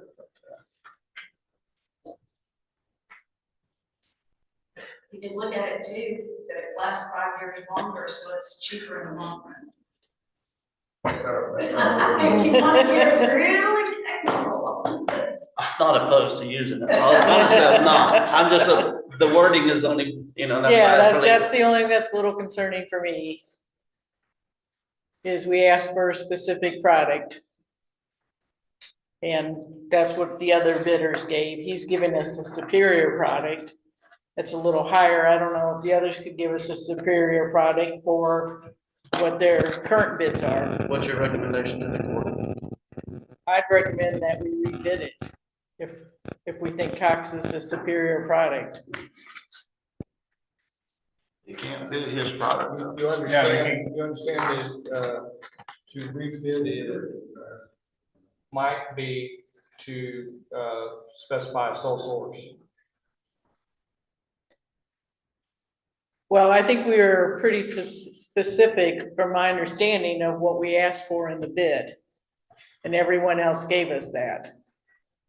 Mr. Cox isn't going to bid it that, if I understood him right, he's not going to bid it the way we specified because he won't, it's not a good enough product for him to provide. He provides a different product that is better. Okay. I think it's just legal. I think it's just legal. There's another bidder in the room, and the question was should we include him in this conversation? And I think it's more of just a legal opinion on the wording. I mean, we could go back out to bid and leave it more vague, I'm paving this amount. Right. And, then they can bid on it accordingly. It's just kind of harder, and I know that's why he specified the type of oil. Well, we did let Mr. Cox speak, so if the other pavers in the room, I think he should be able to at least speak to his product. Would you like to talk? I can share my opinion. Okay, come on up there. I'd like to hear it. Yeah. What up, Craig? I mean, I don't really have a dog in this fight. My price was pretty high. Comes with good luck and good backlog. You did specify what you did specify. And normally if you offer value options, you would put a note in your bid to offer a value option. Now, obviously, and I believe what you're using, AR binder or something similar. So that is a very specific product, and it's strictly the base of it, which is the same oil used in hot mix versus what y'all called out in there, which is a tire rubber, but it's an AC product, which is what we use for chip seal generally when we don't use emulsion. So from my perspective, he's probably got the better value option. I don't know how the other bidders feel as far as this is what y'all told us to bid. And as far as I know, Delta Rock's a single source product. And, given the option to use a pre-coat rock like he's talking about, or just a regular limestone from a different quarry, that option really wasn't given. And that's how, honestly, we bid it. I mean. So some governmental entities bid low bid, some or practice accepting low bid. Some governmental entities, what experience I had with TxDOT, bid best value, and some bid other ways. But I heard you say he's got the best value or the better value. His specific product, yes, the binder type product that he uses, but it is somewhat proprietary. I used to work for a company that made it, but you know, there's very few of them in the state, if any. I mean, Ronald Wagner subs out to him for that specific product. That's all Ronald Wagner does is paving. I guess I'm just going that if we wanted to, as you pointed out, you're sort of up in the upper echelon Right. out of it, but if we wanted to choose between him and the next bidder, better value could be a rationale for doing it. It could, if it was noted in the bid. If you offer, you know, most times they'll say in the bid, value options, you know, or you know, or appreciator, or however they word it, but saying that, you know, you can't offer a different option. And believe me, when it comes to chip seal paving, there are a world of options. I mean, I've shot here in the county with an emulsion and a white rock, many times. And so it's, you can do that, or you can do this. And he's right. It's not, unfortunately, it's not a science. It very much is an art. And even TxDOT specs say, when you go, you know, shoot, they specify a rate and a rock, but they'll adjust that rate based on local knowledge. And that's generally your maintenance departments and people like that. I would say, even if you did put it out for rebid, if you had to put it out for rebid, that you may specify an option, which may still end up being his product. But it would give everybody else, you know, other options outside of the single source product, which I know somebody said that gives them an opportunity to raise their price. You may get a better option. You may get a cheaper price. You may get the same price, but you clear out all the legal hurdles of the other three bidders going, no, wait a minute, you know, because that does happen. So like I said, from my opinion, I don't really have a dog in the fight, kind of the high guy here, but my opinion is you would put it out for rebid with those specific criteria if you want the pre-co, or do value option. But I think it has to be in your bids listed that value options, you know, that the bidder can offer value options, and that y'all get to sit up here then and discuss which is the better value. That's just my opinion. So. Thanks. Yep. Thank you. Thank you. There's a second and a motion.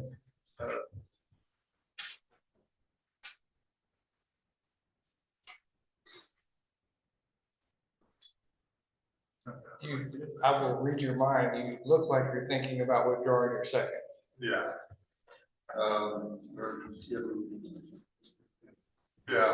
We're getting legal advice. Do we have the option, well, I guess we don't, let's put it on paper, for high and low bid? Judge, What does that mean? to eliminate high and low bid? I saw an auditor shaking her head. No? Okay. Saw somebody shaking her head. Why are you shaking your head? Places do that. He likes it, I don't like it, but places do it. Well, when we have to have that in the bid, have it written in our newspaper, goes out the bid that we will be kicking the high and low bid. Probably. Yeah. It seems like it. Let the world know that's how you're judging. I like these bids. I think they're gonna come back extremely similar to what they are right now. I'm not trying to create any more work for anybody, because now I get to rewrite the bids anyway on how it's worded. So, but with that being said, I take back my second, and however, I've got to go back to the one we voted on for my precinct. Well, let's take one step at a time. So there's still a motion on the floor with no second. Anybody seconding the motion? Motion dies for lack of a second.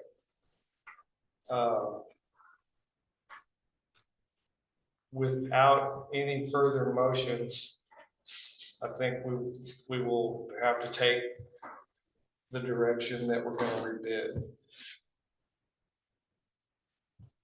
Now, moving back to the precinct 4 bid that we already approved.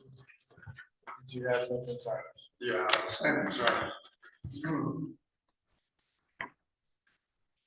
So I guess, could we, I was gonna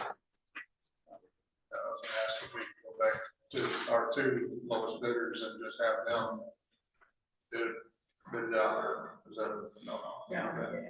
They'll go back to all Yes. turnout.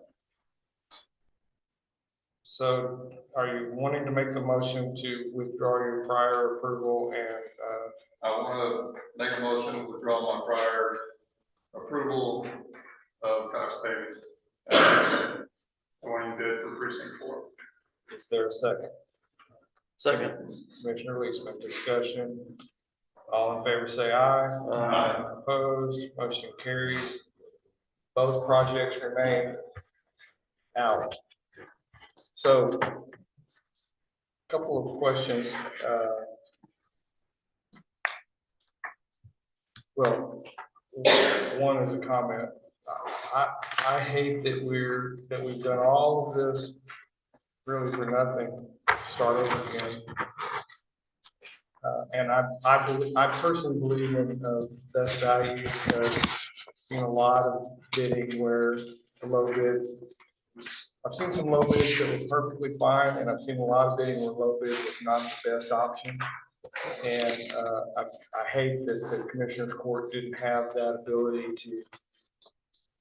to consider that today. Additionally, and this is just personal, I believe that local-based companies should have some consideration, honestly, but I don't know if we do that as well. We should, but I don't know that we do.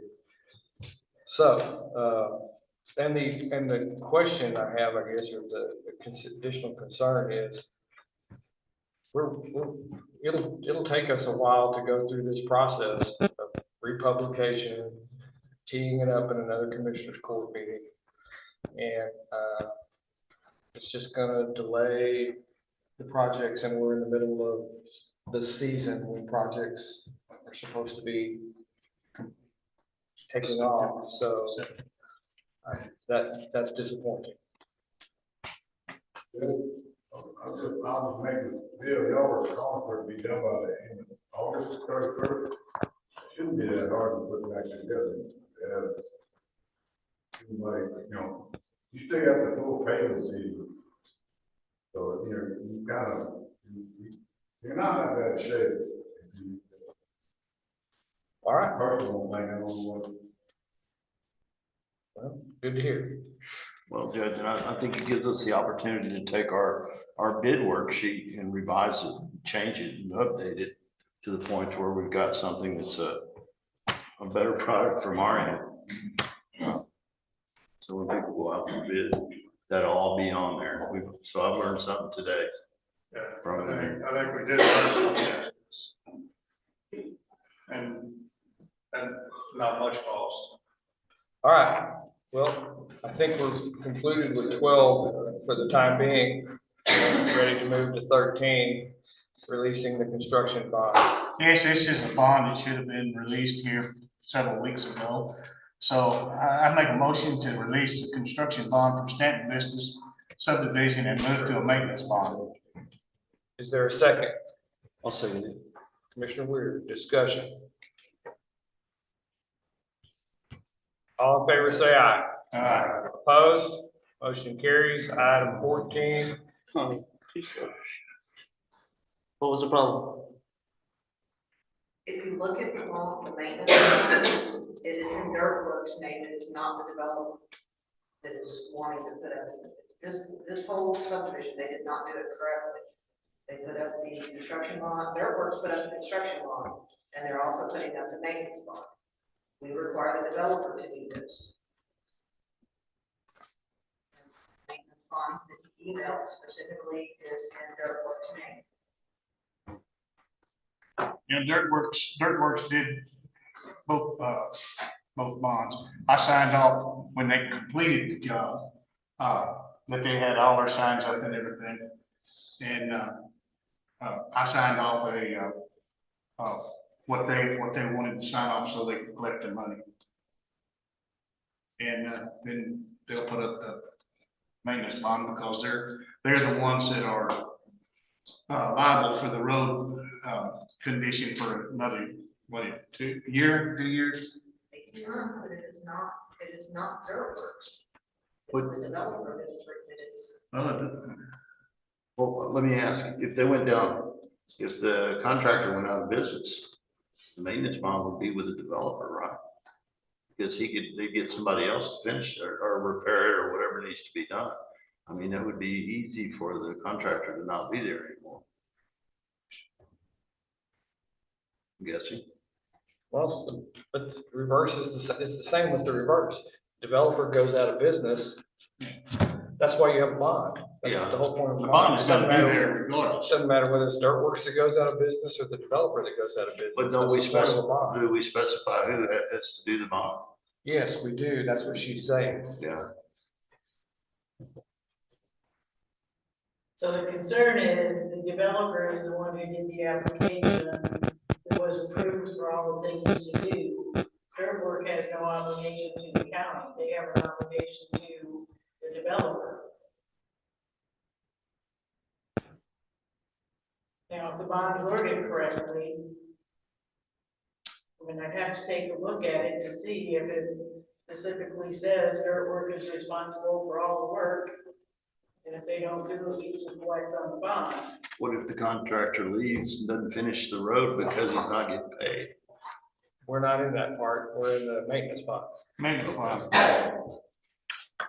And, the developer has a year bond, a year bond for Dirtworks to maintain it. My question is, I don't have the bond in my packet, Connie, so, I'm interested in the wording of the bond. Is Dirtworks providing a bond on behalf of a developer?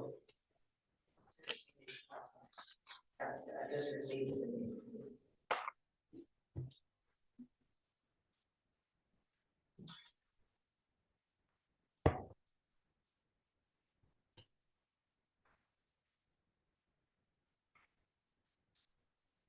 Dirtworks even did the construction bond, right?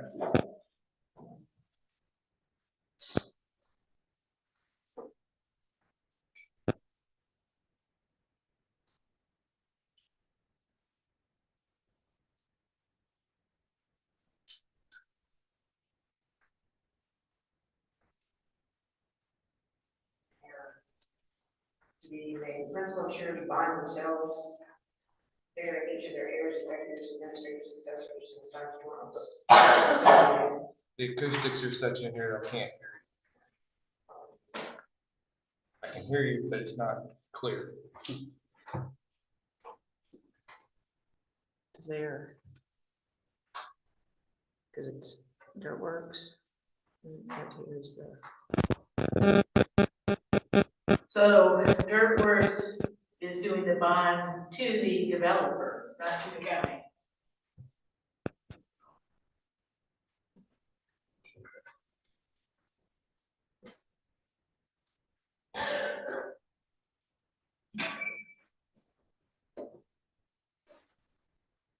See, I don't think I agree with you or Connie that it has to be the developer. I think Ms. Strickland can take out a bond and be responsible for the maintenance of that road for the next year. And if Ms. Strickland goes away, we have a bond to claim on for precinct 2 to fix the road. The question isn't, to me, the question isn't who gets the bond. But as you all have just pointed out, this bond isn't in favor of the county, it's in favor of somebody else. Right. And that's a problem. Yes? No? No, I agree with you. I don't know what our rules say, Necessarily but I- have to be the developer. I don't know what our rules say, but I don't know why it says the developer. Why should we care who gets the bond as long as the county's got a bond? Well, as long as it's worded properly, Well, yes. it's payable to the county. Well, not only payable to the county, but it specifies that the person obligated has to do the work, and if they don't, Yes. then the county can collect. Yes, and maybe that's why we want the developer, because it's just logical or makes Right. sense. But for me, the bigger point and the bigger flaw in Is this that it one. doesn't name the county. Yeah. Right. So Commissioner Eager, I need to withdraw my motion and have them redo the bond with the county as recipient. And we'll call that your motion and ask Commissioner Weir if he'll second that. Can I add one thing to that? Yeah. And then the bond is approved by the county attorney's office, and we can make sure it's working properly. Okay, yes, sir. Add that to it. I'll second. All right, with that motion now on the table, which will replace the previous motion, is there further discussion? Is there a second? Excuse me, there is a second. All in favor, say aye. Aye. Opposed? Motion carries. Yet another thing we put off. All right, item 14. So item 14, coming into our budget session, I know last year we talked a lot about the different options of IT and what we would like to do. And I've had some requests to create a committee to bring a proposition back to the court to for proposal during budget time.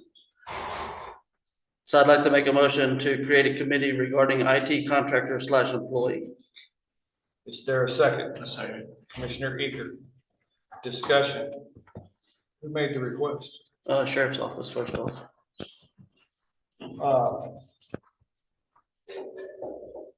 Well, I don't want, I know everybody's tired, but I'm not gonna let this go very easily.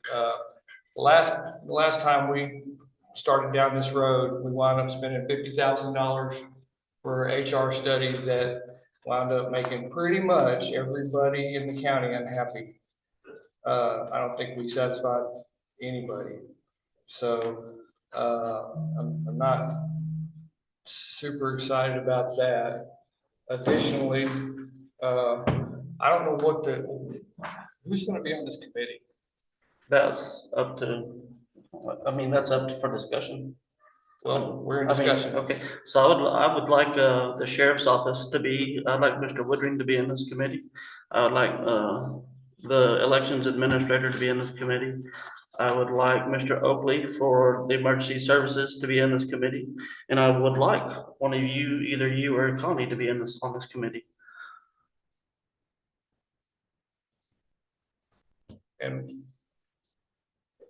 And Oakley, Woodring, Adami, and someone else. I'm not seeing anybody that just jumps out at me as having a lot of technology background. I talked to Connie about it. I was hoping that she'd be interested in serving on this committee, and I don't know, and she has had a lot of stuff on her plate here lately, so. So what is it that what is the committee's product? The committee's product would be to bring back to the commissioners court, an idea for budget purposes for next year's IT department. Or what it should look like, whether it be a sole individual IT person or IT contractor or multiple IT contractors or IT director and contractors or however it all works out. I did have a meeting with, during one of our conferences, and I can't remember the name of the county, but the judge's secretary in that location was very worked up with the IT, and they came up with a solution that they have an IT director and 2 separate contractors that do different things throughout their county, which they're a pretty small county as well. So that was kind of an idea that we might be able to kick around as well. They're getting us IT work at the sheriff's department for the sheriff's department to have their own IT person. That I don't know. I don't know the answer to that. And it's the problem, I guess I don't know. You know? So there's a, Together. Huh? I think it's one for the whole county. Well, why? Yes. I mean, we have a lot, but I don't think we have enough. Would you have enough to hire somebody part-time over there that their sole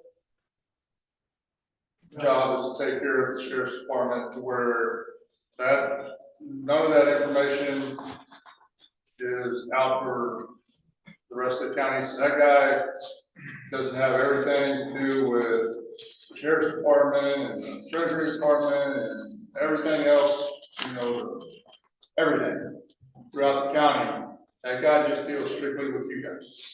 Or that person, I don't want to say guy, that person deals strictly with you guys. I can say one of the complaints I got was, the 24/7 coverage.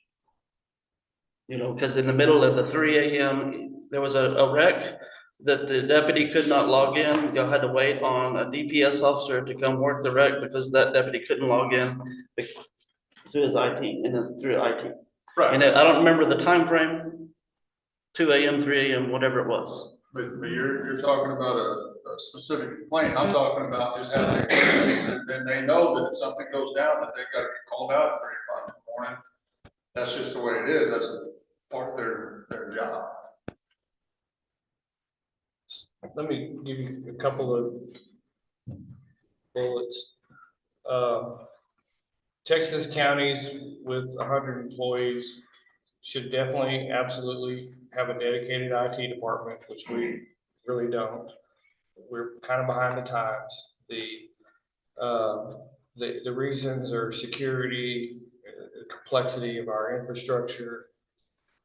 There's some operational risk, which we already have experienced last year. An IT department size for 100 employees would have an IT director, a network system administrator, a couple of desktop support people, and probably within those people, they take care of cybersecurity, GIS administration, website administration, project-based contracts, etc. So you're looking at that kind of a structure. Typically, is going to run $400,000 to $500,000 a piece. The salary for an IT director, it starts at about $100,000. But if you're a county that's near Austin or Dallas-Fort Worth, you're going to need to bump that by 10 or 20%. All the salaries you're going to need to bump by 10 or 20%, including the network system administrator, the help desk technician, etc. Gillespie County current year budget has in their information systems department a $90,000 employee that I guess runs the information systems, and 2 hourly employees that total $127,000 apiece. Llano County has an exempt employee that they're only paying $60,000, which I proposed to you 3 months ago. But they also have something called computer maintenance in their budget this year for $615,000. And that's in addition to contract services under the information technology department for another $90,000 and machinery and equipment for another $90,000. Burnett County has an IT person at 148. Has, I think, 2 people in IT that together are paid 148,000. So that's 74,000 apiece. And then they have a person that I think, another person that's 69,000 for a total of personnel cost of 220,000. And that's not including all of their support and licensing fees, which run another $255,000, and their total IT support area is well over $600,000. Then there's Leon County, which is very similar to very similar to us in size, and they budget about $218,000 this year, and they have 0 personnel on staff. They have a company, it runs out of Bryan, Texas, and it provides 24/7 support for all of Leon County, which, as I said, they have about 15,000 in population. This company, because I asked, even when it sounds real nice that they'll, in the middle of the night, they can remotely handle your computer needs, but someday somebody's gonna need a new computer, and the computer's not gonna walk in by itself. A physical person has to come in there and do that. And I asked about that, and apparently in Leon County, they actually use, this company, while they're, say, 90% remote, they actually come on site to do things like install their computers and whatever. But it's gonna run over a couple $100,000 a year to do that. And then finally, in another county that I don't want to mention the name, who had an incident, kind of like the one we had, only worse. They're still digging out of their incident, and it was in the opposite direction. Ours started at the LEC, and we were worried about the rest of the agent, the county, and it didn't drift over. In this case, it started in what would be this part of the county, and didn't drift over into the LEC and the 911 system and all that, but threatened it. And the county judge in that county, according to my conversation last week, has determined to split the two. She doesn't want the LEC and the county that the treasurer and the rest of us are on the computers on this side to be connected, if you will. I don't know what that means. I assume the county judge could still email the sheriff in that county, but it would be from one system to another system. And she thinks it's important enough to separate the two because of the importance of the emergency system. That county also has right now has two employees as an IT department. I think she said they're paying in the neighborhood of $150,000 for that. And they have a service that also does remote things. Bottom line is, I can tell you without a committee that we're behind the curve, that we're understaffed or underserved. And that is an expensive proposition to catch up. First off, I agree with you. I think we are behind the curve, and I think that everything that you're saying is accurate. Like, for instance, the lady from Comal County, she was also talked to reference to us, and they had 13 IT people. But this other one, and I cannot remember the name of the county, but they had one IT director, and then they split it out to 2 contracts. That's what I'm thinking. I'm hoping that if we was to form a committee, that they could come back to the commissioners court and say, you know, ideally, this is what it should look like. Maybe it is one IT director and we sub out some other stuff. Maybe it is the law enforcement's, everybody that has Zerker is on one deal and everybody that's not is on another deal.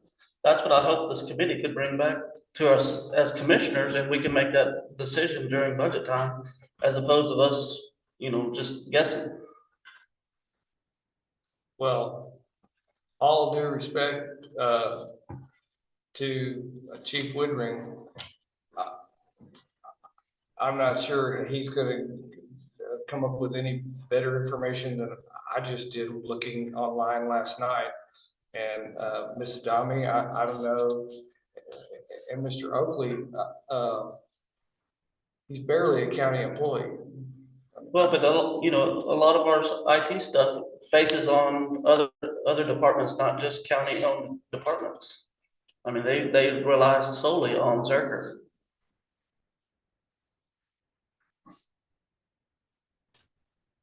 Okay.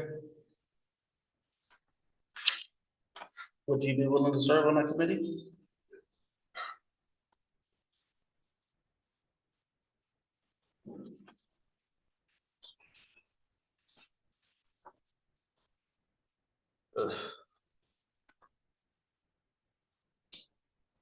Or Connie?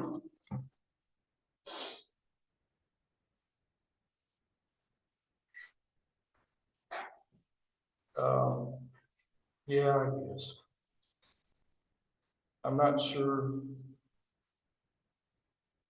Do you have a timeline in mind? I'm just looking for budget purposes. Right. Yeah. Well, the budget Was requests are already in. doing at the end of this month, so, you know, but I know it takes us a few months to get working through it all, so. I don't know, maybe, you know, and then, I'm not saying that the committee has to meet in person, I don't know, you know, however, but.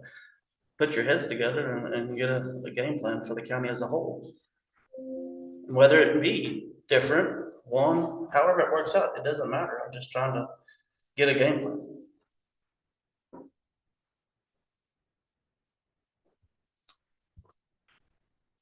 I'm pausing because I'm actually thinking if we've got enough of the right people here on this list. Yeah, and that's a whole nother question, who is the right people, I don't know. I asked Mr. Riley to do it, he said he was not the right person. Well, somebody used to install computers. I'd rather not, thank you. That's kind of the answer. That was 100 years ago, where we, yeah, a 1 gig hard drive was $3,000. It changed a little bit since then. Our fire marshal's pretty young, he's got probably pretty good, I'm just here to talk about Birmingham. And I was also trying not to overload it with, you know, all law enforcement agencies. Josh Busey would be good at it, you know, there's all kinds of, but I was trying to get a different, you know, that's why I asked Rosemary if she would be interested. Because I didn't want to come up here just empty-handed.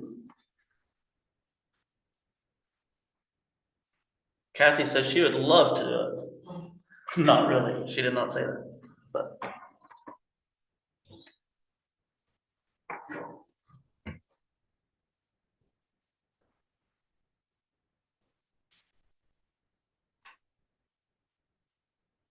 I'm thinking about Miss Speeds.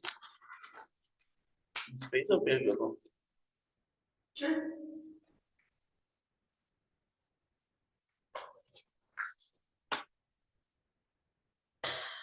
You're working with an entirely different system than the county, right? One of my systems. PPS. And I'm sure there's assistance that we can get from TAC to come out and help, maybe with that committee as well.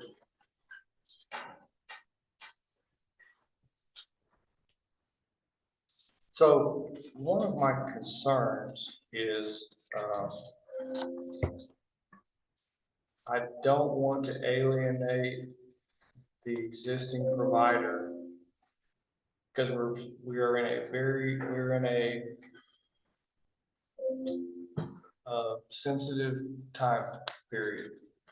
Specifically, the servers, I think this very day, our provider is on the hunt for servers, new servers, because our servers are already at the point of needing to be replaced.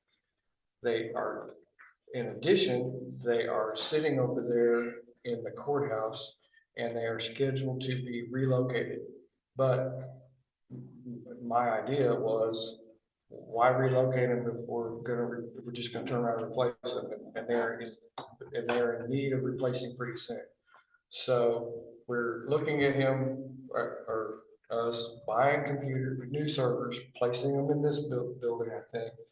And then obviously there'll be a handoff from those servers to these servers.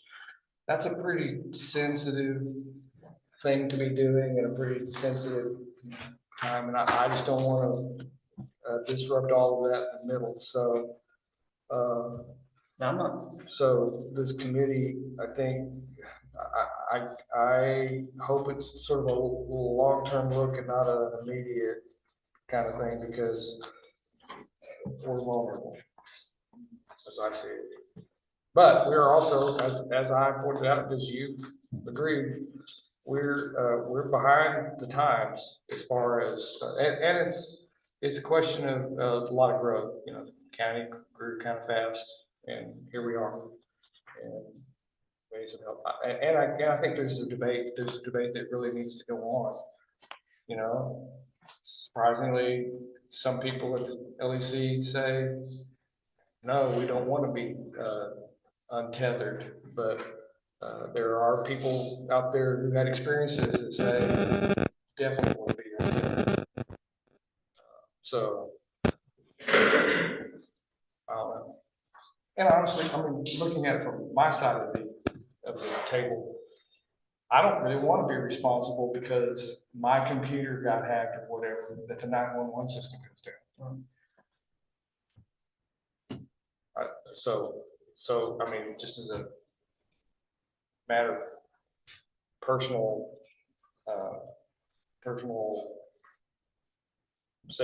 pride, I don't want to have that responsibility. Be that person Yeah, I don't want to be that person. that opened that one link.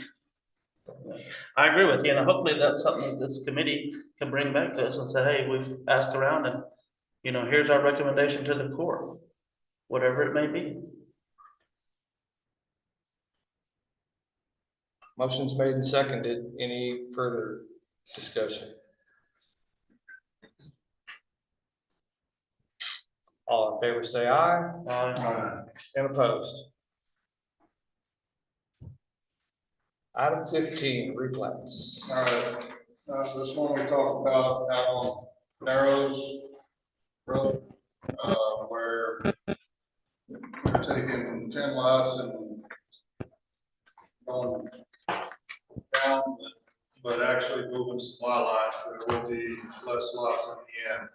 So with that being said, I move to approve to replat lots 40 and 103 through 109 and Forest View North subdivision, new lots to be known as lots 40R1, 40R2, 103R, 105R, and 108R. Is there a second? I'll second it. Commissioner Weir, discussion. With this scratched out, did that easement go away? Are 40A and B just colored on there for reference? They're not part of this? No, that's 40A and 40B. Right, but are they not part of? Yeah, so they'll go to like 40R1 and 40R2. That's what they become? Right. Okay. Yes.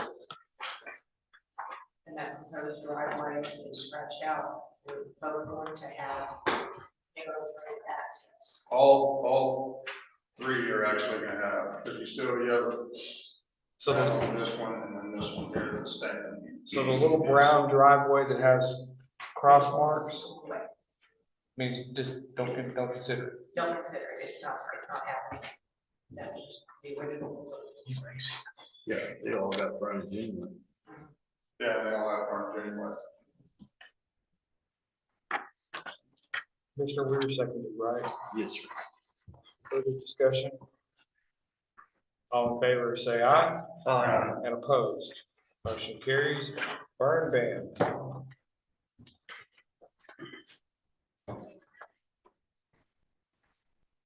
Hello. So we did get some rain. It was nice, but with the heat wave coming this week, things are drying out fast. Starting today, tomorrow, the relative humidity is below 10%. When it gets that low, that's when the risk of like blowouts and change drag and cause grass fires. Talked to each of the 3 fire departments. They're all recommending, as well as myself, as implementing a burn ban for Blanco County due to the conditions changing this week. So for Ms. Wallace recording, you are Matt. Oh, my name is Matt. I'm the fire marshal. Sorry. Do you have a recommendation on time frame?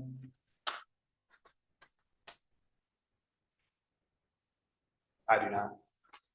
I know typically whatever the standard is, and then if we get moisture, we can review it.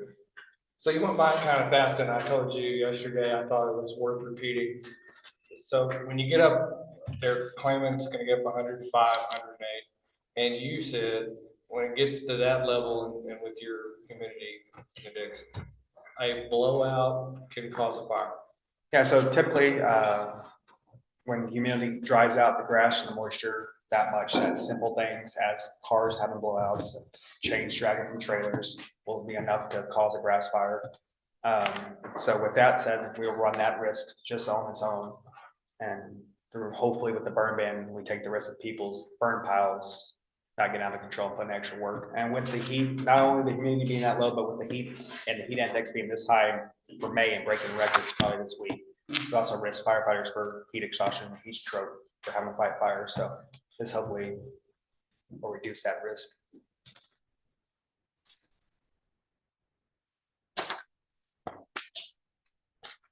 Anyone? Take a debate. Drought index, the last 2 days have gone up 6 points a day. I'm assuming today and tomorrow they'll probably jump 10 to 15, given the humidity being so low. So I'll make a motion to put the burn ban on effective today at noon until, what is this month, May? May. Yeah. We'll just go ahead and do for the full 90 days. Or until that meeting that coincides with approximately 90 days.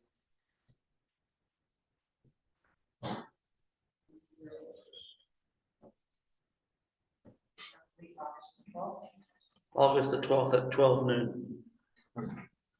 And if for some reason we get rain on Memorial Day, then we can take that off. Fingers crossed, but not as much as we've had in the past. Not that much. Is there a second? Second. Commissioner Riley, discussion.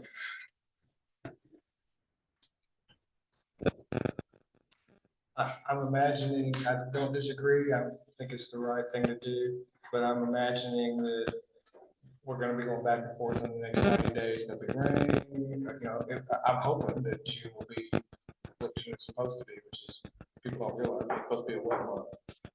And then it'll dry out in July. But I can see us doing this. Yeah, and that's. All in favor, say aye.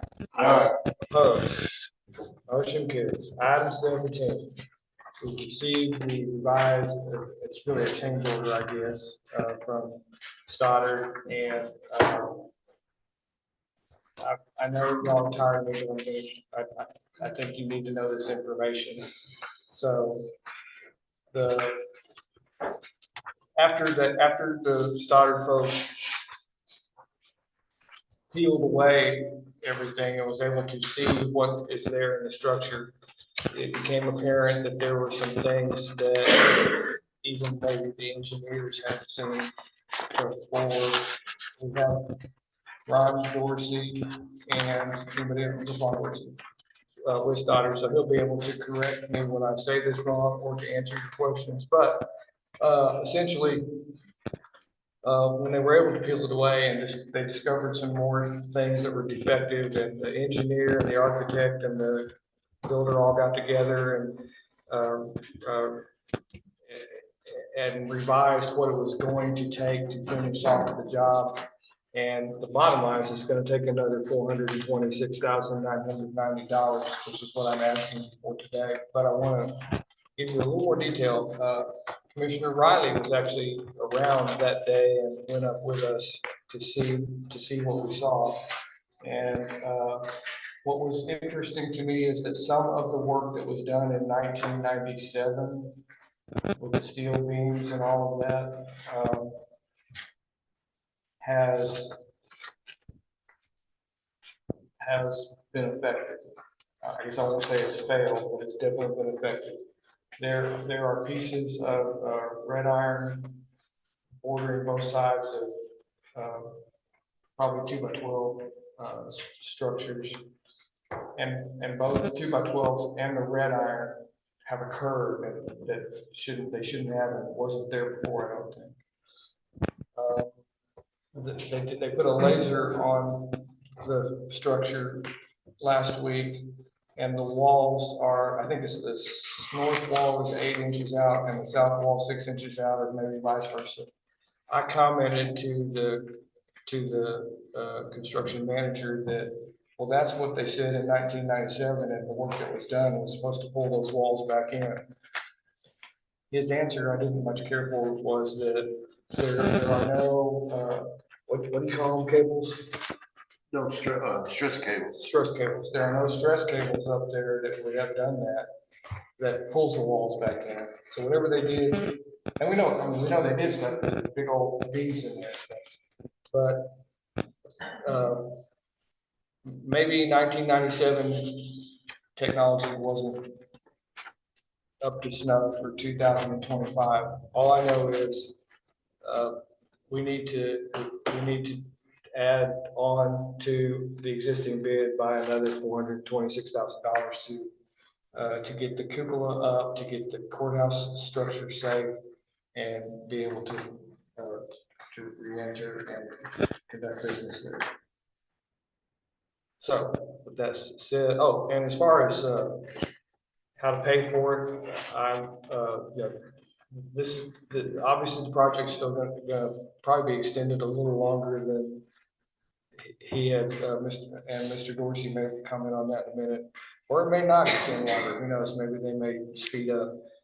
But as far as us paying for it, we haven't really dipped too deeply into what was budgeted for this year, so I think there's a lot to still get us to where we need to get, and we can talk about next year's budget pretty soon. And then, as you know from Mr. Neppendorf, our reserves are fine, so we can afford this if we, in several ways, if we need to afford it. Not to mention the fact that there's still nearly $100,000 left over from the Starflight special fund. So there's pieces of money to pay for this. I just need to get you to approve doing it. But if you have any questions, and maybe Mr. Dorsey wants to comment. Yes, sir. Basically, I guess kind of in a nutshell, what this change does, the structural engineer pretty much added steel throughout the building from the courthouse all the way down to the ground floor. There will be 16 steel columns coming down. He's essentially created a structure within the courthouse structure to eliminate any stresses on the exterior walls more than has already happened. It requires us to go into 4 areas on the ground floor, tear out concrete, put in grade beams. There will be 8 columns installed on the ground floor up to the structure above, and then columns sitting on top of those columns up underneath all the steel that was already designed previously. So that there is a considerable amount of steel going in with all the demo work downstairs and the additional time. Again, we hope it doesn't take that entire time. But again, the initial investigative work, the structural engineer wants us to take out the piece of slab in each office downstairs. He wants to come review the conditions before we go too far to see if there's anything that he's not anticipating there. We need to expose some of the foundation wall, things such as that we can actually pour the concrete without anything deteriorating. It includes, finishing the offices back off into the condition they were when we got there. Basically repaint, new ceiling, carpet if necessary, in those 4 areas. And the little bit of general conditions time that we had, we didn't charge fully for any of that. We never do. Tried to keep it as economical as possible, but the majority of this is all structural related. I forgot to mention that, so thank you that you are cutting into the first floor slab, the actual slab of the courthouse going all the way down, and that this would happen. It would look like another column, and Judge Broadbeck's office, the mail room, and a couple other areas will still be functional. They'll just have another 2x2 column, whatever size it's going to be. Yeah, there's 2 columns in each of those 4 rooms. And when we get them all installed, it's up to you guys. We would ask you to review it, but it could be as simply as, painting those columns since they're going to be fairly close to the existing exterior wall. Or if you want them boxed in with drywall or something like that, that's an option as well. And then you, last we heard, you determined you weren't gonna cut through the first floor ceiling, second floor slab. There would be like a column up to that slab and then a column on top of the. That is correct. There's a structural concrete beam at the outside wall. So the first floor columns will sit on the new grade beam to the bottom of that structural beam. And then up in the courtroom, there'll be a column placed directly on top of that, going up to the new framework that's up in the ceiling. So it can all be supported independently of the exterior walls. A week or two ago, you did a scan. I guess I'd liken it to an X-ray or a CAT scan, but you did a scan of the slabs and the walls. And have you got the results yet? Yes, he has the results. He's got it all marked out on the carpet over there, and that's something else that Mr. Smith will come review once we remove a piece of the slab. The downstairs slab doesn't appear to have any rebar in it whatsoever, but it's fairly thick at about 5.5 inches, and it would appear to have been poured on grade. There should be, soil underneath it. The upstairs, the slab was poured across the tops of the walls and the structural beam on the outside wall. And then another masonry structural wall that forms the corridors was built on top of that. So second floor, we shouldn't have an issue at all. The only concern would be is the type of soil we run into.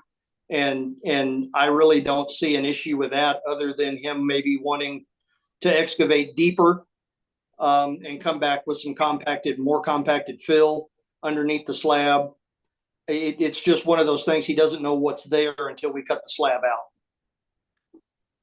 So we ran into this same issue at another slab that we did. And if there is existing rock, let's just call it dolomite for example, if there's dolomite underneath that, would it be your goal to remove that dolomite to replace it with concrete? That's totally up to the structural engineer. We don't have an opinion on that since he's the one stamping the drawings. But those are conditions that he's currently wanting to review to see where we would hit shale or rock or dolomite. And right now he's got a beam scheduled to be, I think it's 18 inches wide and 24 inches deep.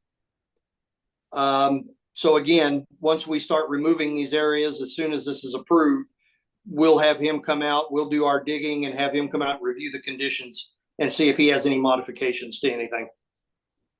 And then another question I have is on the first floor, the columns that you're proposing on the first floor, are they going to be, I heard you say that the two are going to be up against the exterior wall. Are the other ones going to be, in conjunction with a wall where they're not in the middle of a room and utilize or deteriorating office space? No, they're going to be as close to the exterior wall as they can be, not through a window opening in any way. And once we determine how big that concrete beam is upstairs, we basically have to mount that column centered in that structural concrete beam. So I would think from the exterior wall to the center of that column couldn't be more than 8 inches, 10 inches, give or take a little bit off the wall, if it's that far. Because he does have, I believe those columns are 5x5 tube columns scheduled with a 10x10 base plate.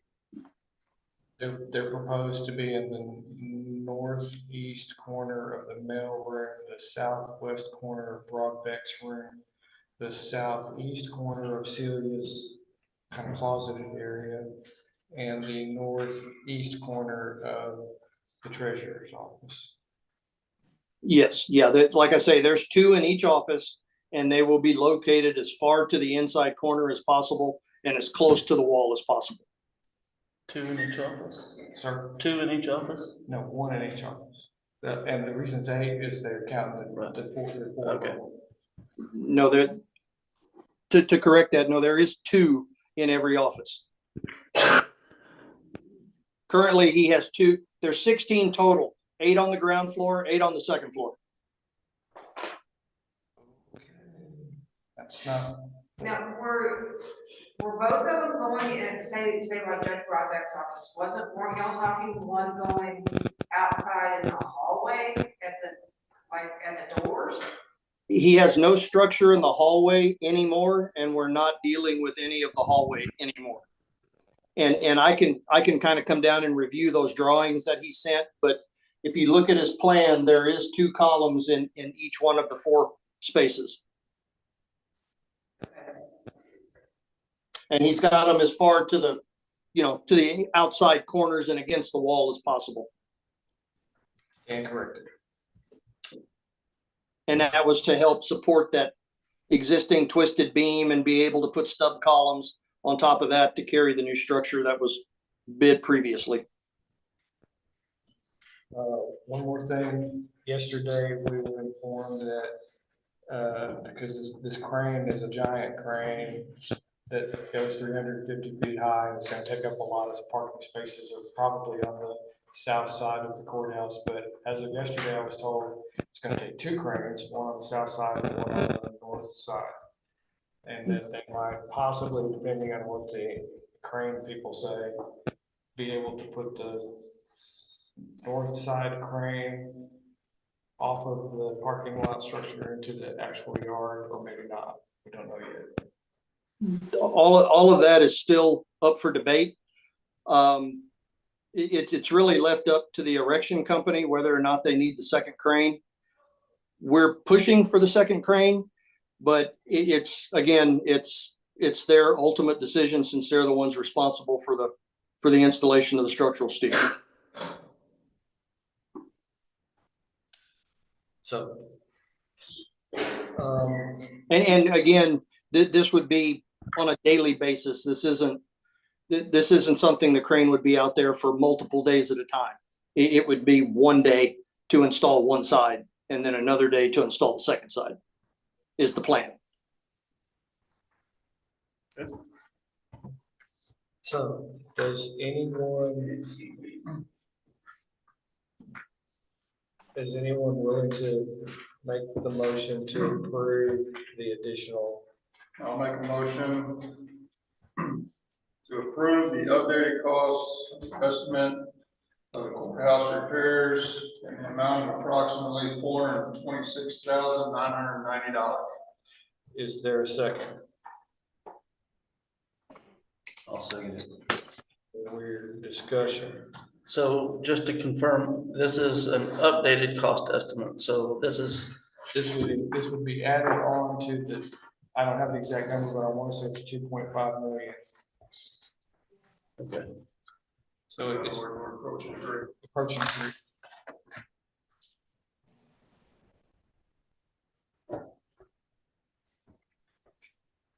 Anyone else? So, Mr. Dorsey, do you have a thought about timeline? What this does to the timeline? I have an opinion right now. I know the next probably 3, if not 4 weeks, will be getting updated steel shop drawings and trying to get them approved. But in that process, we can still be doing on the investigative work on the inside. So hopefully we'll be making up some time there. God forbid he finds anything else we need to address. I'm praying that doesn't happen. And once we get through that submittal process and we can officially take field measurements, they're telling me 3 to 4 weeks for steel to show up at the job site. So in that meantime, we're going to be prepping, opening up the roof, figuring out ways to keep, Mother Nature out of the building while we're waiting for steel to show up. I'm thinking minimum of 4. There's going to be some finish work in those offices once all this is done. I'm sure he's going to tell us once we pour those footers, I can't put any weight or structure on it for 30 days until we get concrete testing, in that says it's, meeting the PSI that's required. We'll do as much as we possibly can while we're waiting for all of this information to come in. With regard to your prayers, it doesn't seem like there's much more that they could find. I agree with you, Judge. Again, the only thing I can see that would end up being an issue of any kind is if we hit anything funny once we cut out the slab, which I'm really hoping we don't. Okay. Further discussion? Motion's made by Commissioner Riley, seconded by Commissioner Weir. All in favor, say aye. Aye. And opposed? Motion carries. Item 18. I make a motion, we adjourn. Is there a second? Second. Commissioner Leachman, discussion. All in favor, say aye. Aye. Opposed? Motion carries. We adjourn.